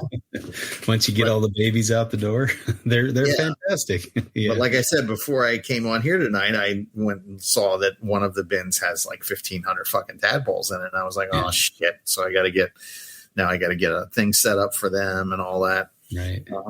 But yeah, no, eventually I would like this to be, some snake snakes are the reason snakes are so fucking popular is because they're not as much work as lizards. And especially a ball python or a blood python. That's not as active as some of the other species, Yeah. I like blood pythons because they're just a fucking sit and wait predator. They're not super active. So they work well in those boxes. I'm going to use if I do them, I'm going to use, the large boa, trays, but that's kind of. There's some species that just sit. I mean, in Costa Rica, there was a hognose viper or something that was on the trail, and they had police tape around it. And I said, "Oh, have you seen any snakes?" They go, "Yeah, walk this trail until you see the police tape. Don't go inside the police tape because that's where the And it took me a second to kind of figure out where it was, but it was just sitting there, and it'd been sitting there for days. Ambush predators. I love that. They're awesome. They're very well suited for captivity for the most part. Right. Like that's why Pac-Man frogs are so popular. It's a fucking head with legs that just gobbles whatever walks by. And I like stuff like that. So I'm just kind of I'm just. That's the smart move. When you're doing this commercially, you have to kind of hedge that bet and, have something that, is going to have a payoff that's predictable and that's not going to fluctuate with, interest or the market or whatever. It's like pet stores are always going to have dumpy frogs, or white tree frogs. So there's always going to be an outlet for those. And like you said, you can just wholesale a bunch of them all at once and they're out of your hair and, on the market. So that's kind of having that perspective and that foresight to know, what's going to hedge your bets is I think that comes with experience and wisdom. It's a lot of times we just think, I get this big project and my life is made and I'm good to go. I just buy that $20,000 ball python and I'm set. I just have to breed it and I'm good to go. They don't think about all the other stuff that goes into that. And, once you do produce them, what do you do? And it's a challenge, I think. And, I'm sorry, go ahead. Oh, go ahead. Yeah. Well, I was just going to say 5 years before my whole tegu farm imploded, I had the first albino tegus born, and that's exactly what I thought. I'm like, I'm fucking set now. I don't have to worry about anything. And I got rid of everything else except for the fucking tegus. That's when I sold off all the boa projects, the blood boas and all that shit. Yeah. I had a 2-car garage that was floor to ceiling in boa constrictors, and I had a lot of them. Yeah. I also was doing a lot of colubrids. I was doing a lot of dwarf monitors. Yeah. I had like 5 species of dwarf Australian monitors. All that stuff was producing, and I was doing well with it. And I find an albino tegu in there. I'm like, all right, it's all gone. And I'm just going to produce albino tegus, and I'm going to fucking make an enormous amount of money, and I'm going to, and it was the dumbest fucking shit I've ever done. I honestly, I enjoy seeing them now everywhere. But I also look at them and go, God damn, those things almost fucking killed me. Right. But, it was lottery syndrome. All these motherfuckers that win the lottery end up in worse shape, a lot of them anyway, before they won the lottery. Right. Yeah. So they get in deeper. My dad buys lottery tickets all the time. He's like, "Want me to get you one, kid?" I'm like, "No, fuck no, I don't." He's like, "Yeah, I don't want that. I'd rather just work for what I get. I don't really care. I don't give a shit about being rich or I mean, dude, I wouldn't change anything anyway. Like, you want to start handing out Rolexes and I mean, I'm still gonna fucking be sitting here in this fucking room playing WoW and fucking putzing around with animals outside and driving the cheapest piece of shit car that I can fucking buy, because that's just how I roll. If I had that money, I would just help out people that that I care about. Right. That's it. Isn't that a nice? It's kind of a nice position to be in, right? Where you're content with life and working with animals and playing World of Warcraft. Like, there's simple things, and that's all you need. And I just don't care. More stuff just complicates it, right? Yeah, I used to care. Yeah. Go chase a snake in the wild or something. I'm happy. Yep, I used to care about all that shit, but that was I realized, it's fucking for nothing. Like, right. I chased it for 20 years. And then I've had tastes of very small tastes of it on the way. And each time I'm like, okay, this just means I can buy more. I mean, like I said, we had a really good year with the crested geckos, and we used it to upgrade everything here. Right. We didn't upgrade our lives. We didn't buy new cars. We didn't, buy shit. Yeah. It all went to the business. And so, I mean, that's cool. And I mean, it's safe too. Yeah. So both of her and I are pretty simple in that regard, and we don't really give a shit about. It'd be nice to travel, do shit like that. But so that's definitely a strength. I feel like if you're doing this and I guess it kind of goes back to being married to outcomes. And if you're married to an outcome, then you're also much less likely to pivot when you need to. Right. So. Right. Or your pride's wrapped up in it. Yeah. Yeah. Dangerous ground, I think. Yes. Yes, it is. Yeah. So, Well, and another function too, right, is the reliability to produce something, right? So the people that are investing in Boland's pythons, or if that's the, make up a project for Ron, the leucistic cropani, and that's your big investment. It's like, well, what's the reliability of producing that? And your pride is then tied up, right? There's only one, or whatever it is, and all that stuff. I mean, those are the impediments to making good decisions. Right. Yeah, for sure. I remember hearing something really interesting. There was a vet that worked at San Diego Zoo that came and gave a talk at our university, and he was talking about rhinos and breeding rhinos. And for the longest time, they couldn't figure out why they couldn't get their rhinos to breed, right? And they were somebody made the discovery that the grasses they were feeding them contained phytoestrogens, which are plant-based estrogen mimics. So it would make the rhinos not cycle properly, make them basically think they were pregnant, and so they would not reproduce. And so once they got that grass out of the diet and started feeding them a different vegetable-based diet or whatever that didn't have those phytoestrogens, then they would breed, And sometimes we just don't know what that, key to unlocking the success at a reliable rate is. And, I guess there are some people, I was listening to a podcast with, what's his name? Flood. On the Bolins. On breeding Bolins. And he's produced them like 6 clutches of Bolins now. And, it seems like he's kind of figured stuff out. Right? Yeah. Cush's Corner or whatever. Yeah. Okay. Cush's Critter Corner, the KKK podcast. No, that's not it. But I always laugh about that. Anyway, Cush's Corner. Really a cool interview. But yeah, hearing kind of like, that's even 6 clutches over 10 years or so that, that's, I wouldn't say that's overwhelming success. I mean, that's about the best out but there. It's definitely something. Yeah, exactly. And when you can get, $10,000 a baby for, or more for captive bred born, who knows? But that means whatever he's doing, he's closer to it than anybody's ever gotten before. Exactly. And so, I think, and again, he may have that pressure of like, well, I figured it out, or I know what I'm being successful with this, so I can't ditch this, or I can't do other things. And I'm sure he's got other projects thrown at him, and I know he has a few other species that he's working with. But that kind of pressure, I guess, when you've kind of cracked the code to some extent. See, that would be a hard one to pivot from. Right. Yeah. Like I'm sitting here thinking about that. I'm like, I don't know if I could do it. Once I had that, if I had any kind of success with them. Yeah. I mean, the Tegu is right. Yeah. I even think of Chuck, right? In terms of the Halmaheras being the first guy, the first private person to produce them and whatever. Yep. And it was like, obviously super impressive. I saw the stuff at his house, and all that, but I got the impression that also carried a weight, that it was like a golden handcuff that he's wearing.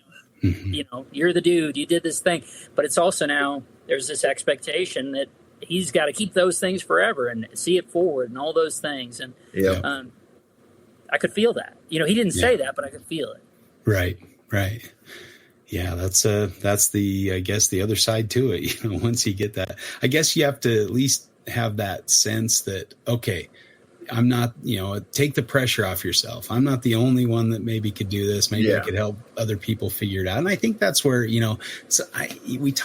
people talk about trade secrets, or like, I'm going to crack the code and then I'm not going to tell anybody how to do it. Well, if you get hit by a bus tomorrow, we're back to square one kind of thing, and there's enough demand, I would think, especially for something like a Boland's python that, 20 people could be producing 6 clutches a year, and you'd still have plenty of market for it. And the market not at $20,000 is definitely higher. Exactly. Yeah. Even if they're $5,000 a piece, you'd still have people, Right. You'd have a lot of people that would. I have never kept a trade secret. I will not do that. I put it all out there, and and a lot of sometimes, some of the things that I'm like, hey, I'm doing this right now. This is what I think. Sometimes it's wrong.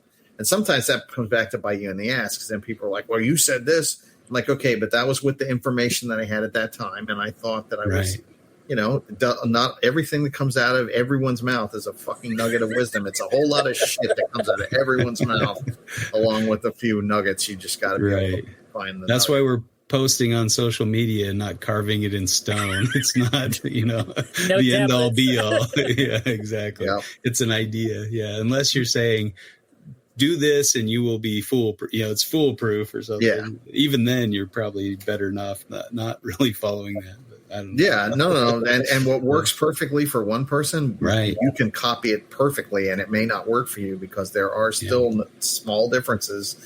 Maybe that you're not even cognizant. Maybe that other person that gave you the formula does things that they're not even cognizant that they do. Right. Or you live in the dry spot and they're moving to Loxahatchee, right? Yeah. Fuck that place, dude. Sorry. That was definitely the hard. That was 6 years that I try to forget. Yeah. But that's definitely the whole thing with trade secrets. It's just people are insecure about their play, or whatever. That's just businessman crap, and I could give 2 fucks about all that. So I feel like that, especially at least in my case, and I know Heather feels this way too, is that I have a responsibility to. I mean, I am an amalgam of all the information that I've ever scooped up and absorbed that I got from other people that just fucking put it out there and gave it away for free. So that comes with a responsibility that I too have to do the same thing when I can. And if it's, if it's useful to someone, then good. That's whatever. So I just never, and I've actually gotten shit from people on certain things that I've put out there. They're like, oh, you shouldn't be telling people, everybody that you tell this to is going to be a competitor. I'm like, okay, well, I don't give a fuck. I'm like, if you can't jump in the pit and slug it out, man, then maybe you don't belong, Right. That's kind of the way I feel about it. I'm like, I'm quite capable. Yeah. And if you're as good as you think you are, then you're quite capable too. Yeah. So. And if you're looking at everybody as competitors, you're not going to be a very happy. You're not going to enjoy this stuff. If you're looking at them as collaborators and somebody to bounce ideas off and improve your own thing, like through their insight and do the same for them. The world's just a better place. You're happier. You're not trying to hide everything from everybody. You're not giving them misinformation to direct them and fail their projects. Like you're not that jerk that everybody avoids. Because that's not the way. That's actually a good point. I actually, because I'm a naturally competitive person. As far as trying to push forward, and to reach whatever the upper level is, a limit that I can reach. And that was a struggle for me too. For a while when I was younger, I would see everybody as a competitor, and I realized, man, this is fucking stupid. Everybody's just trying to do their own thing. You can't fucking worry about what they're going to do or how they're going to do it or how it's going to affect you. You just got to do your shit. And as long as I have found, and I really believe this, I think as long as you're doing the best fucking thing you can possibly do, that you're going to be okay no matter what. Right. Like nobody can, the only person that can really fuck you up competitor wise is yourself. Yeah. At least that's been my case. And it seems like, I don't know, people who are competitive like that can kind of persist as long as they're successful. But as soon as they're not successful, they're dumped like a rock. Nobody cares about them. Nobody wants to be around them. The only reason they're have any, relevance is because they're producing cool stuff. And once they stop that, they lose that relevance. So if you can be a good person too and collaborative, then you're all the better off in the long run, I think. People will speak fondly of you, even if you're not breeding reptiles, like he was a good guy regardless. And he produced cool stuff, Right. I think I'm not going to treat anybody the way I wouldn't want to be treated. That's or at least I try to do that. It's just fucking bullshit. Well, and I think too, is the longer you've been around too, you see the cyclical nature of this stuff. I remember when I was first getting into jungle carpets, like everybody's like, oh, that's a dead project. Nobody cares about jungle carpets anymore. But I loved them. I wanted, that was like my first big, Australian python project. I was so excited to get those and, got to go hand pick them at Python Pete's house, let me come over and check them out, I still talk to him every once in a while. Yeah. And so I got those home, and by the time I got them raised up and produced babies, the cycle had come back. They were on a peak again, and they weren't, they were going for good money. So I was able to sell the babies pretty easily and for reason, more than I paid for my babies. So it was like, I caught it just at the perfect time.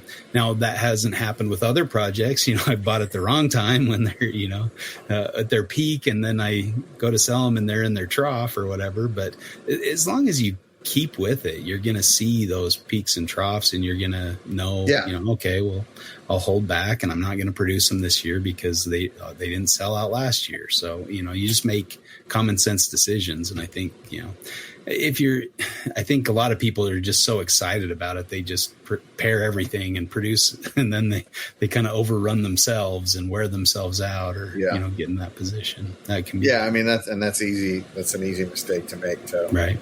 Like I've done that myself. Yeah. Yeah. Especially when you're good at doing that, if you're good at producing animals, and, you could run into that problem pretty easily. I think that can be a challenge for sure. Yeah, and That's why the frog thing, I'm very, very cautious about what I mean, I could just, like I said, they have the ability. If I let 10 pairs of those go at one time, that's 15 to 20,000. And I'm told, I've never seen a clutch this big, but I've been told by a few people that those things, that some of those can lay up to 5,000 eggs. Wow. So it's just like, but yeah. And I mean, so they're actually kind of a good thing too. Even if I don't breed them, I'm going to make, because we have the morphs, like we have all the newest most of the newest morphs of those. Yeah. I'll just maintain them and not breed them at all. And I can maintain them for 10 years and they'll live good. They'll be fine. Yeah. And then if there's a market demand, I can just bring them out, breed them, Right. So frogs are good for that. And actually a lot of herps are good for that. I mean, if they're cheap enough to maintain as adults, then you can just maintain the adults and wait. Mm-hmm. Just wait for the market because the market's constantly going up, going down, going up, going down. Yeah. Hell, there can just be a fucking ad with a gecko on it, and all of a sudden, the gecko. I mean, I've seen this happen plenty of times. Like a movie will come out. Like there was a movie, Rango, that came out with chameleon. Uh-huh. Holy shit, dude!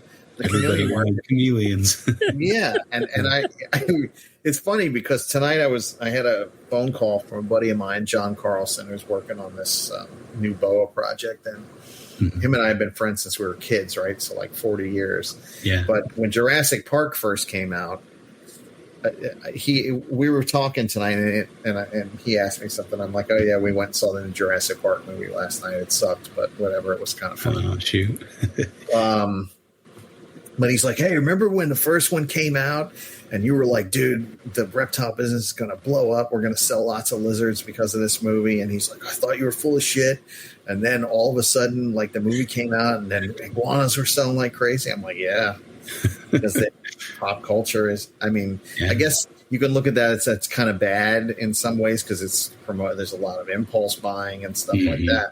Yeah. But how they end up and stuff. Yeah, but the positive side is it did absolutely bring a lot of people into the hobby at that point. Right. A lot of them that became, real herpers. You hear a lot of these kids that grew up at that time. They're like, yeah, well, I saw Jurassic Park and, Well, most kids they got into it because of dinosaurs, And I did. I still geek out regardless of how good or bad the movie is. Like just seeing, that stuff on the big screen. Right. I went to the Steve Irwin movie just to see a Parenti run across a movie screen. It's like it's the Jurassic Park. They could have the worst actors, but as long as they have those cool CGI dinosaurs, I'm watching it. Well, there is a dinosaur movie coming out pretty soon that I'm actually have hope for that might be good. It's called Primitive War.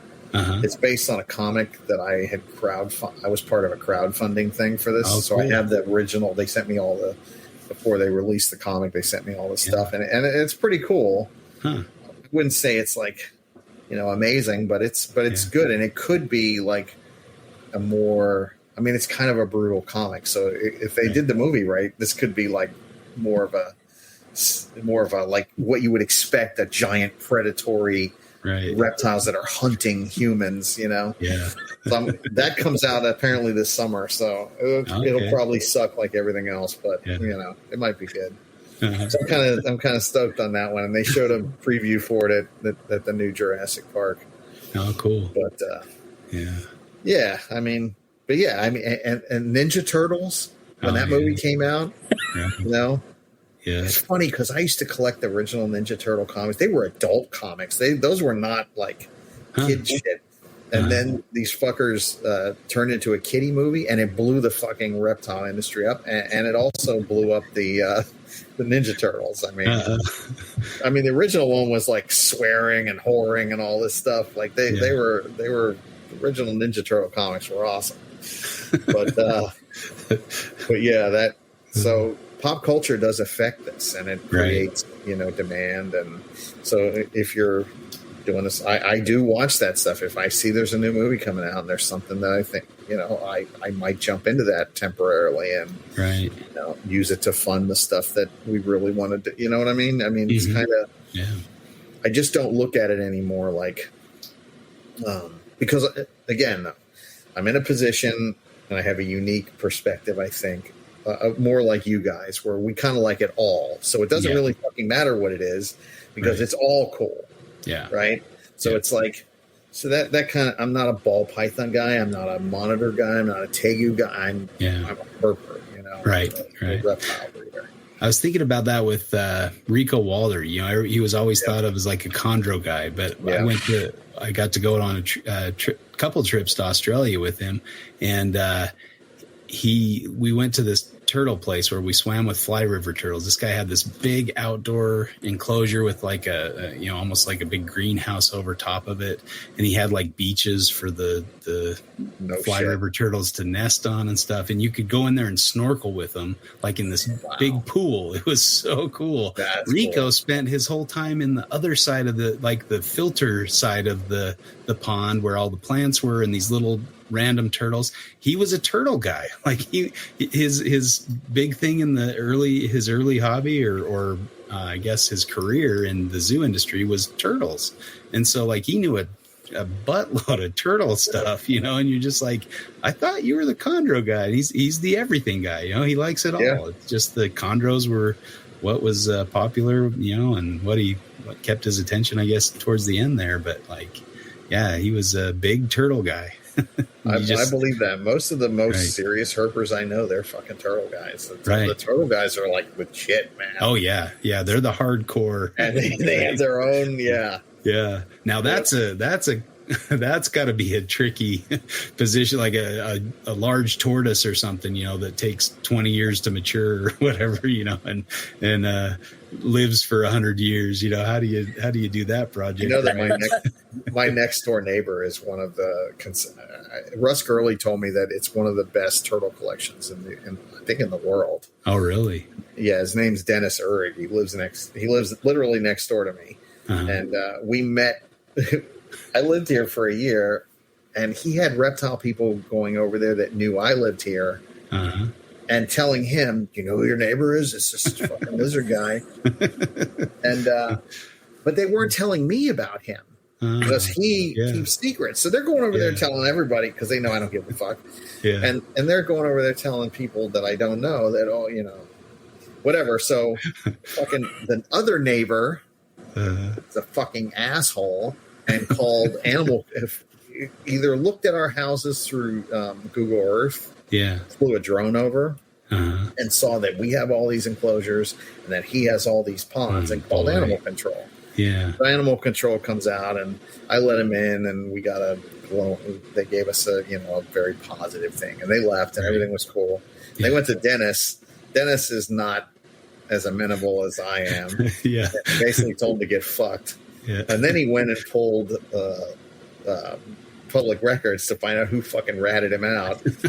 And he saw that we were also one of the ones that they sent out. So he comes over, he pulls my driver. He's like, "I'm going to introduce myself. My name is Dennis Uhrig." He goes, "We know a lot of the same people." And I was like, "Okay, who the fuck is this guy?" He's like, "I live next door."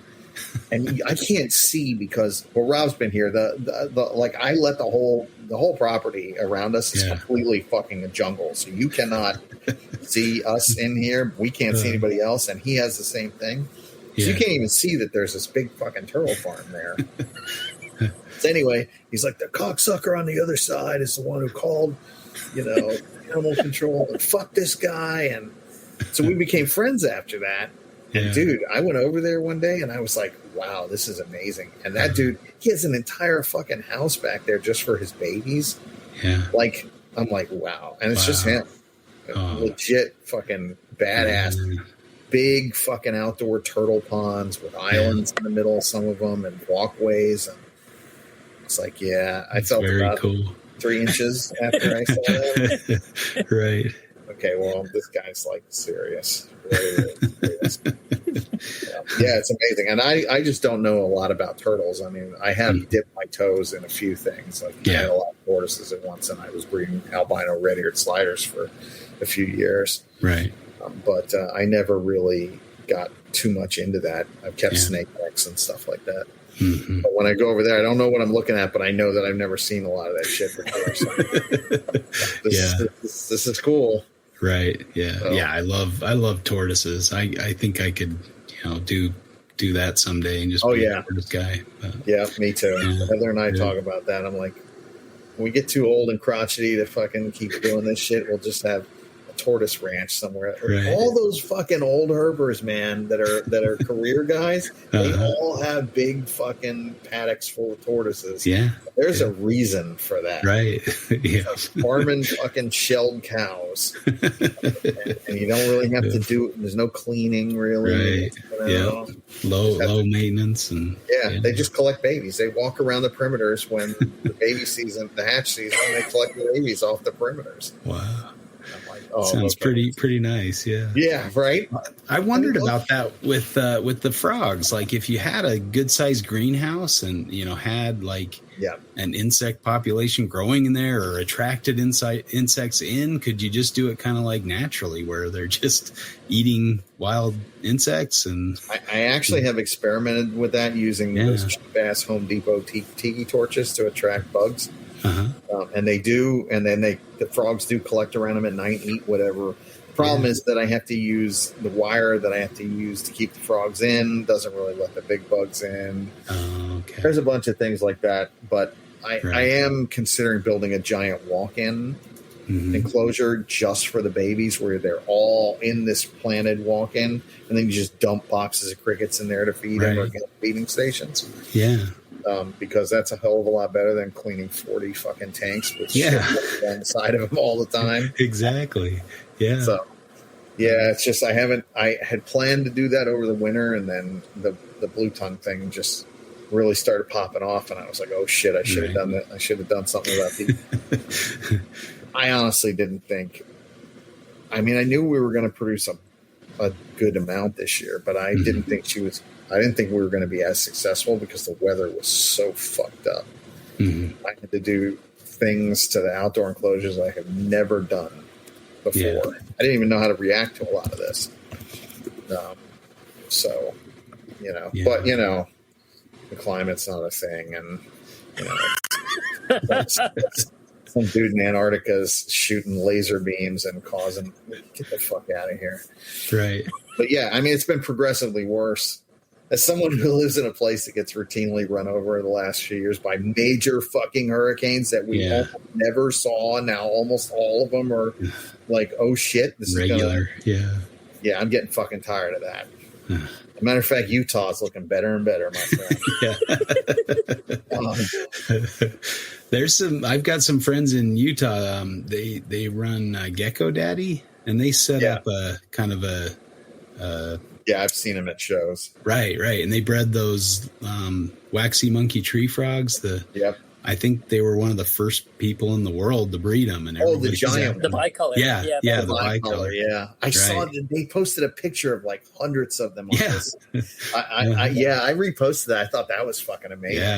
Yeah. They're really great guys. And I mean, I think that was their thing is they just made a big greenhouse and had it, well planted and made it more naturalistic. And that's kind of what did the trick for them instead of trying to keep them in enclosures. And that's amazing because that frog, that's a badass fucking frog. It is. They are so cool. Really. I used to breed the Savagii, which is the smaller Paraguayan form of those. They were tricky, but they were still relatively easy. But I could never. Right? I mean, the bicolor were never around. Like even 15 years ago, you never see baby bicolor.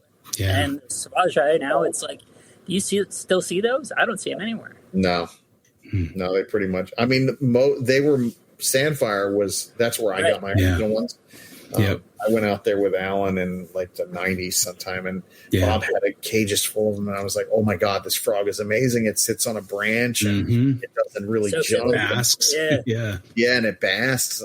The whites bask too, though. They're fucking hard basking frogs, surprisingly." That was the weird thing when I was in Western Australia, and it was like 115, and it was like just hot, and then as soon as like it was getting to be dusk, I thought, okay, time to herp. I'm driving along. I'll see a snake or a lizard or something out. I saw frogs on the road, like these White's tree frogs, or like the Splendida were out on the road. I'm like, what is happening? How are frogs out on the road when the snakes are too, wimpy to take the heat? It's crazy. That's why I like that frog, man. That frog's legit. It can take some serious heat. It doesn't give a fuck.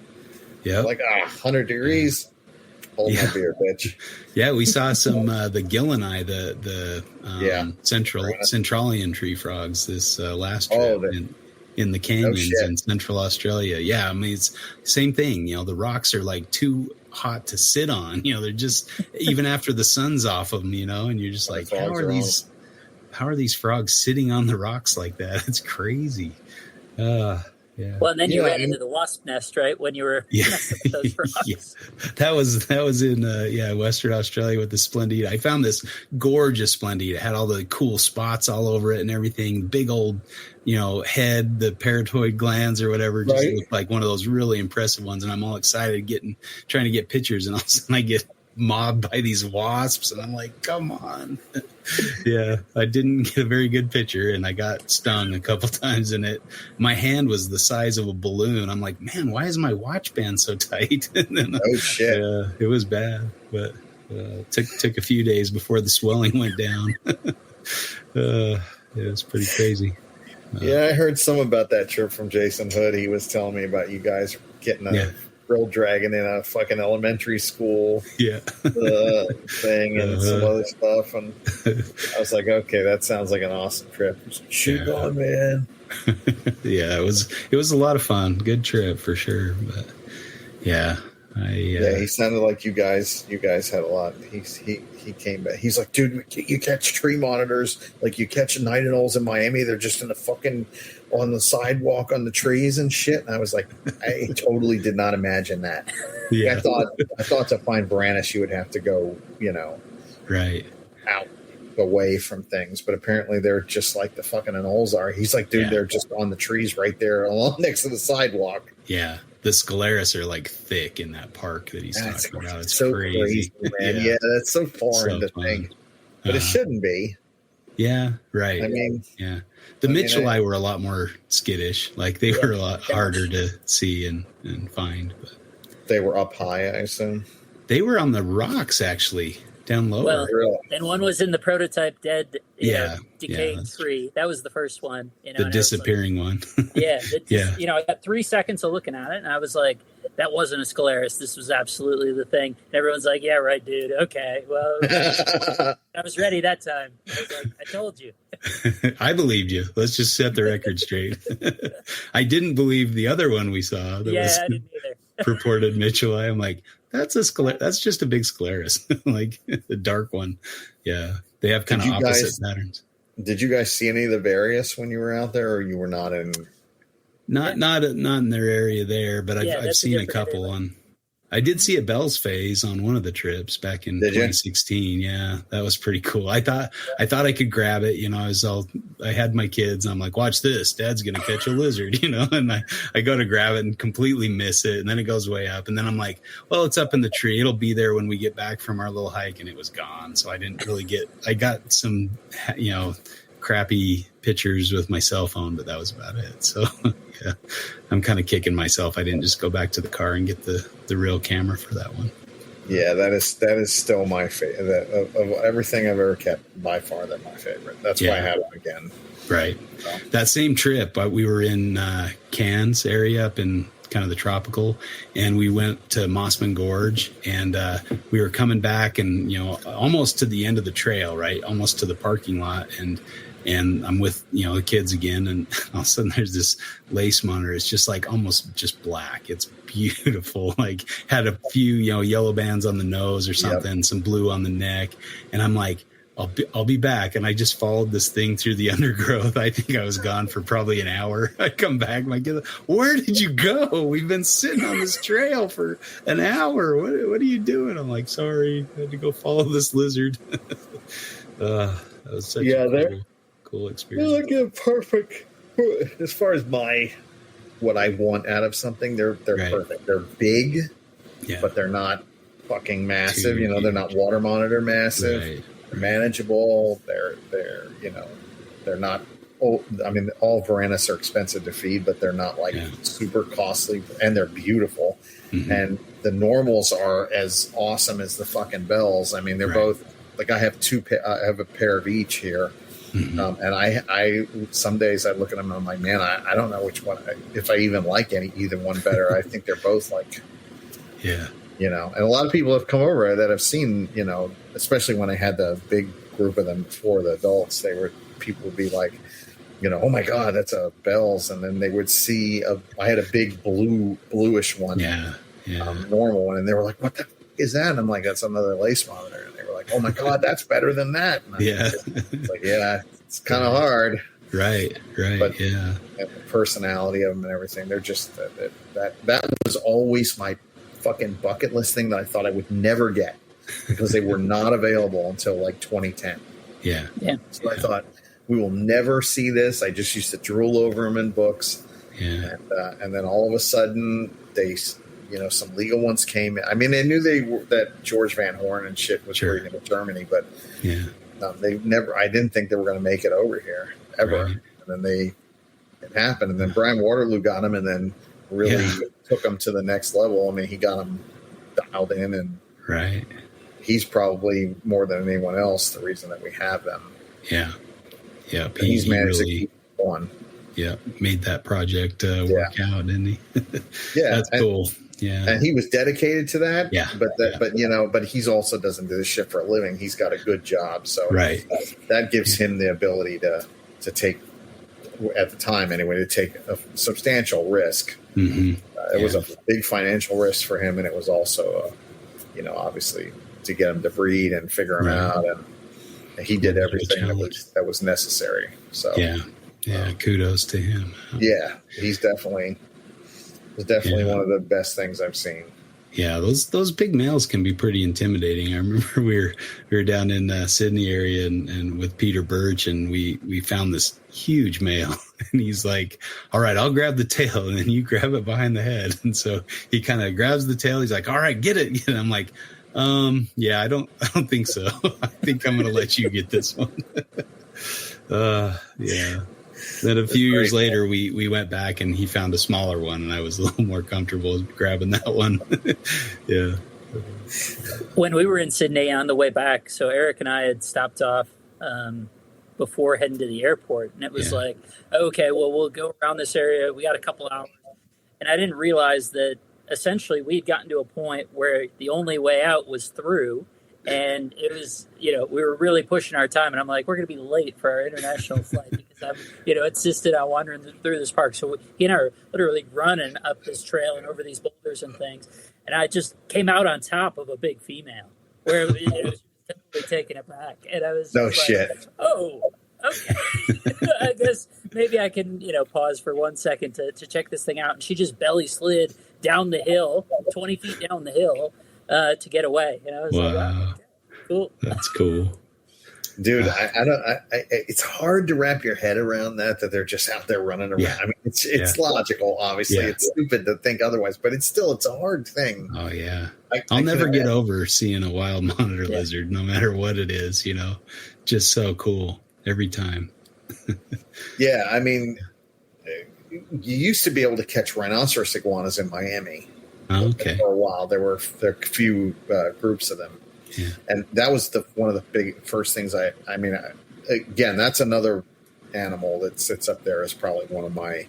And I bred rhinos for about 20 years. They were always something I usually kept around. This is actually the first time in my life where I currently don't have any, and that'll probably change in the not too distant future. But there's just something amazing about seeing those in the wild. Like even though they were in Miami and not in Haiti, there was an island called Virginia Key where the Miami Seaquarium was.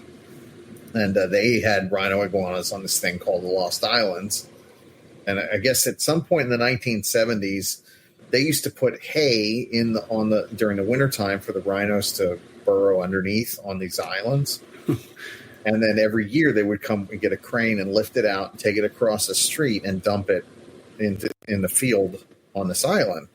Well, apparently, there was either baby rhinos in them or eggs. He dumped them. And by the time I was, old enough to find out about this in the early 80s, there were adult rhino iguanas running on the ski.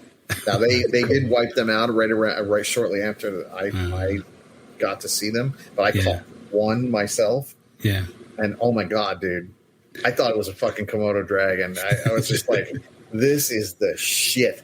Right. Giant fucking gray lizard just bursts out of the fucking weeds and starts running down the trail. And I was right on its ass, and I caught it. And I mean, that thing totally sticks out in memory. But when you see that just in the wild, it's like, it was amazing.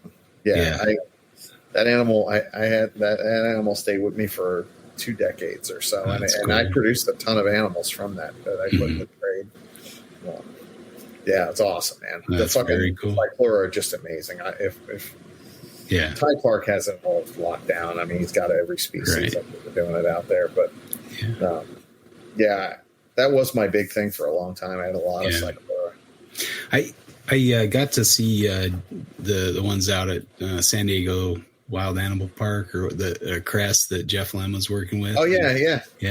That's an amazing place, right? Yeah, the Crest Center. It's really cool. God, dude, I love it. But the pinguis, is that the species that has like the really soft like skin that just feels like almost like with the like suede crest or something? Yeah, it's so cool. I'm just like, that is a cool lizard. Just because he's like, okay, here, hold this one, feel the skin. I'm like, whoa, that's like unlike anything I've ever felt. Yeah, it was pretty crazy. For a brief, I can talk about this now because it's been 20 years, 30 years. But for a brief time in the 90s, I was harboring 2 of those that were being hunted for. Yeah. And holy shit, dude. It was all, I was like, I really wanted to keep them, but they were so fucking illegal. And I was like, I'm not going to be able to do this. But for a couple of weeks, they were at my house. And I spent so much time just looking at those. Yeah. They're so fucking prehistoric. Right. I had 4 or 5 species of Cyclura, and this was one that I never thought I would see. Yeah. And then all of a sudden I got 2 of them. And 3 delicatissima, too, which at the time were not available at all. Yeah. And I'm looking at I'm like, oh, my God. How do I explain how I acquired these, and can I, my stupid 20-something year old self? Guy was like, hey, can you take care of these for a while? I'm like, sure. Yes, please. Sure. I want them. Pinguis it's kind of cool that Ty's breeding those now. And, and Rykerti, awesome. I mean, that's another one. It's amazing fucking Cyclura. I've almost bought it into them a couple times in the last couple of years, and I probably will pull the trigger on them at some point. Yeah. Cyclura, you can have in big open air fucking pits. Right. And I like that because predatory birds can't fuck with them. Yeah. So, I mean, I would love to do it with blue tongues here, but I also have like several eagles that live on my property, and I'm like, what's funny about that's funny about that? I actually have a quick story. So 2 weeks ago, Heather was out somewhere, and she left the garage door where we have blue tongues in a roll-in rollouts, right?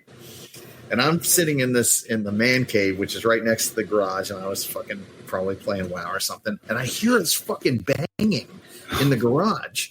Yeah. And I'm like, nobody's home but me. What the fuck? So I open up the door to the thing, and there's a goddamn bald eagle inside the garage, sitting on top of one of the skink enclosures, looking down at it. And I was like, "You got to be fucking!" And I ran to grab my phone. Yeah. I'm like, "No one's gonna believe this. I got to get a picture of this." The fucker flew out, but we have quite a few birds of prey that hang out around here. That's like crazy. Giant owls and two fishing eagles that are always on the property. But that fucker, how the hell did he know that they were in that garage? Right. Like, I mean, maybe I'm being stalked and I don't know it. I still remember Alan's story about the shinosaurs, where he got that big collection of shinosaurs and set them up outside, and the raccoons got in and just decapitated all of them. Or I forgot about that. It's terrible. Just that's a gut punch for sure. We have a ton of raccoons here, and so everything that we build is built to keep them out. I don't want to end up having to kill them or remove them or anything. Yeah. So yeah. I build around that stuff. I'm like, okay, we have this thing and that thing, and we just need to keep them out. Yeah, which is not a hard thing to do. It's a challenge. Yeah. It's you can keep them out pretty well then. Oh yeah, I mean, as long as you use decent gauge. Wire and stuff. They can't get in. Most of they're looking for easy targets. Yeah. For the most part. Yeah, they're smart critters though. They Oh yeah, they tried to get in my house a couple times. Yeah, the fucking windows, raising it, dude. We have a ring camera out in the front, and it caught we had a troop of them. I don't even know how to explain this, but at like 3:00 in the morning, the ring camera caught a trail of several, maybe 4 or 5 raccoons with 2 fucking possums in tow, all walking around the gang at the same time. I'm like, how is this a thing? But what it is we live in a sort of semi-rural area that's surrounded by major city. It's all city around us. Right. So all the animals in this whole area are being pushed into here.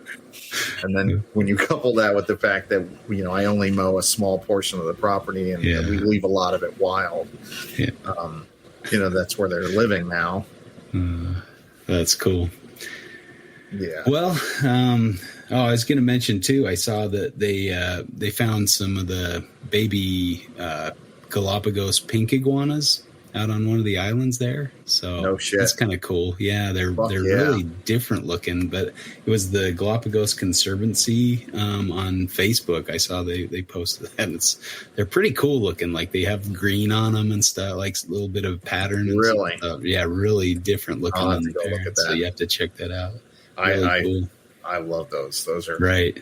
I didn't realize they were. I mean, I knew they discovered the pink ones, but I didn't know there was a third species, the Paladins, the Santa Fe Island land iguana. I guess genetic analysis showed there's 3 different land iguana species now, so that's kind of cool. Damn, we need to get some of them. How would we explain that? Right? Yeah, I've heard that they haven't. Didn't somebody breed them in Europe? The marine iguanas or something? Somebody had some illegally. That's in Africa. Is it? Okay. It's in Africa, yeah. Yeah, and Thomas. Yeah, Thomas. Yeah. That's right. Yeah, I've seen his stuff. Man, that's an amazing setup. Yeah, right. I'm like, holy shit. Yeah. I don't know about that. There's some places you can get away with that. Right. But not here. Czech Republic, I've heard, is a pretty good spot to see just about everything. Yeah. I mean, we're on our way to lawlessness, so who knows? This might be right. As long as you're not an illegal, you can get away with just about anything. We're well on our way. So who knows? Maybe we'll all be breeding Komodo dragons and crossing Fiji iguanas before long. Yeah. Did you hear Peter Jackson's involved in trying to fund bringing back moa, those giant New Zealand birds that are like 12 feet tall? No shit. Yeah, I don't know how they're going to do it. He needs them for the next Lord of the Rings movie, right? Man. Yeah, exactly. Yeah, I guess they're coming out with a new movie about like the hunt for Gollum or something that takes place during the Fellowship times or something. So it's kind of cool. It'll be a two movie series that comes out next year or something. So. Yeah, I love that stuff. Yeah. That trilogy is probably the best movies ever made, in my opinion. I love those Lord of the Rings movies. I got hooked on that when I was a little kid. There was a cartoon on TV of The Hobbit.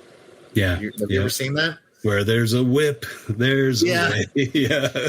And I was like 8 or 9 when I saw that. I was fucking hooked. Man. So cool. I mean, that's actually probably why I play games. I've been playing World of Warcraft for 20 years, and it's essentially fucking Lord of the Rings. Right. It's all that high fantasy. Yep.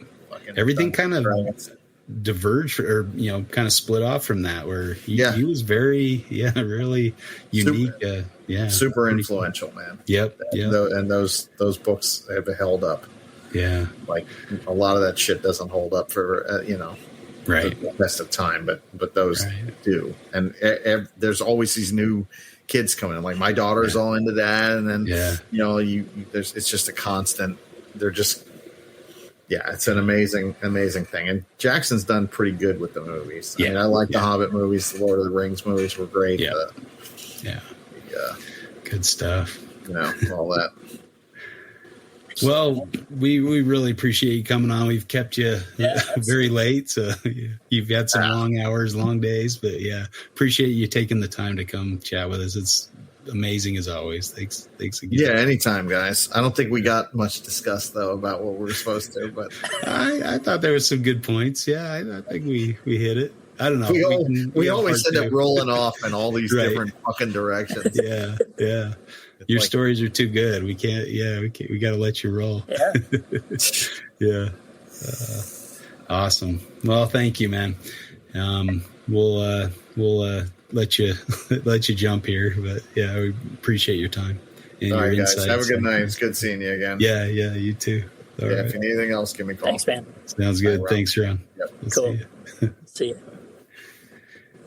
All right. Well, another great show with the great Ron St. Pierre. And fantastic. So we'll give a shout out to Eric and Owen and the NPR umbrella, and thanks for everything. And we'll catch you guys later for another episode. See ya.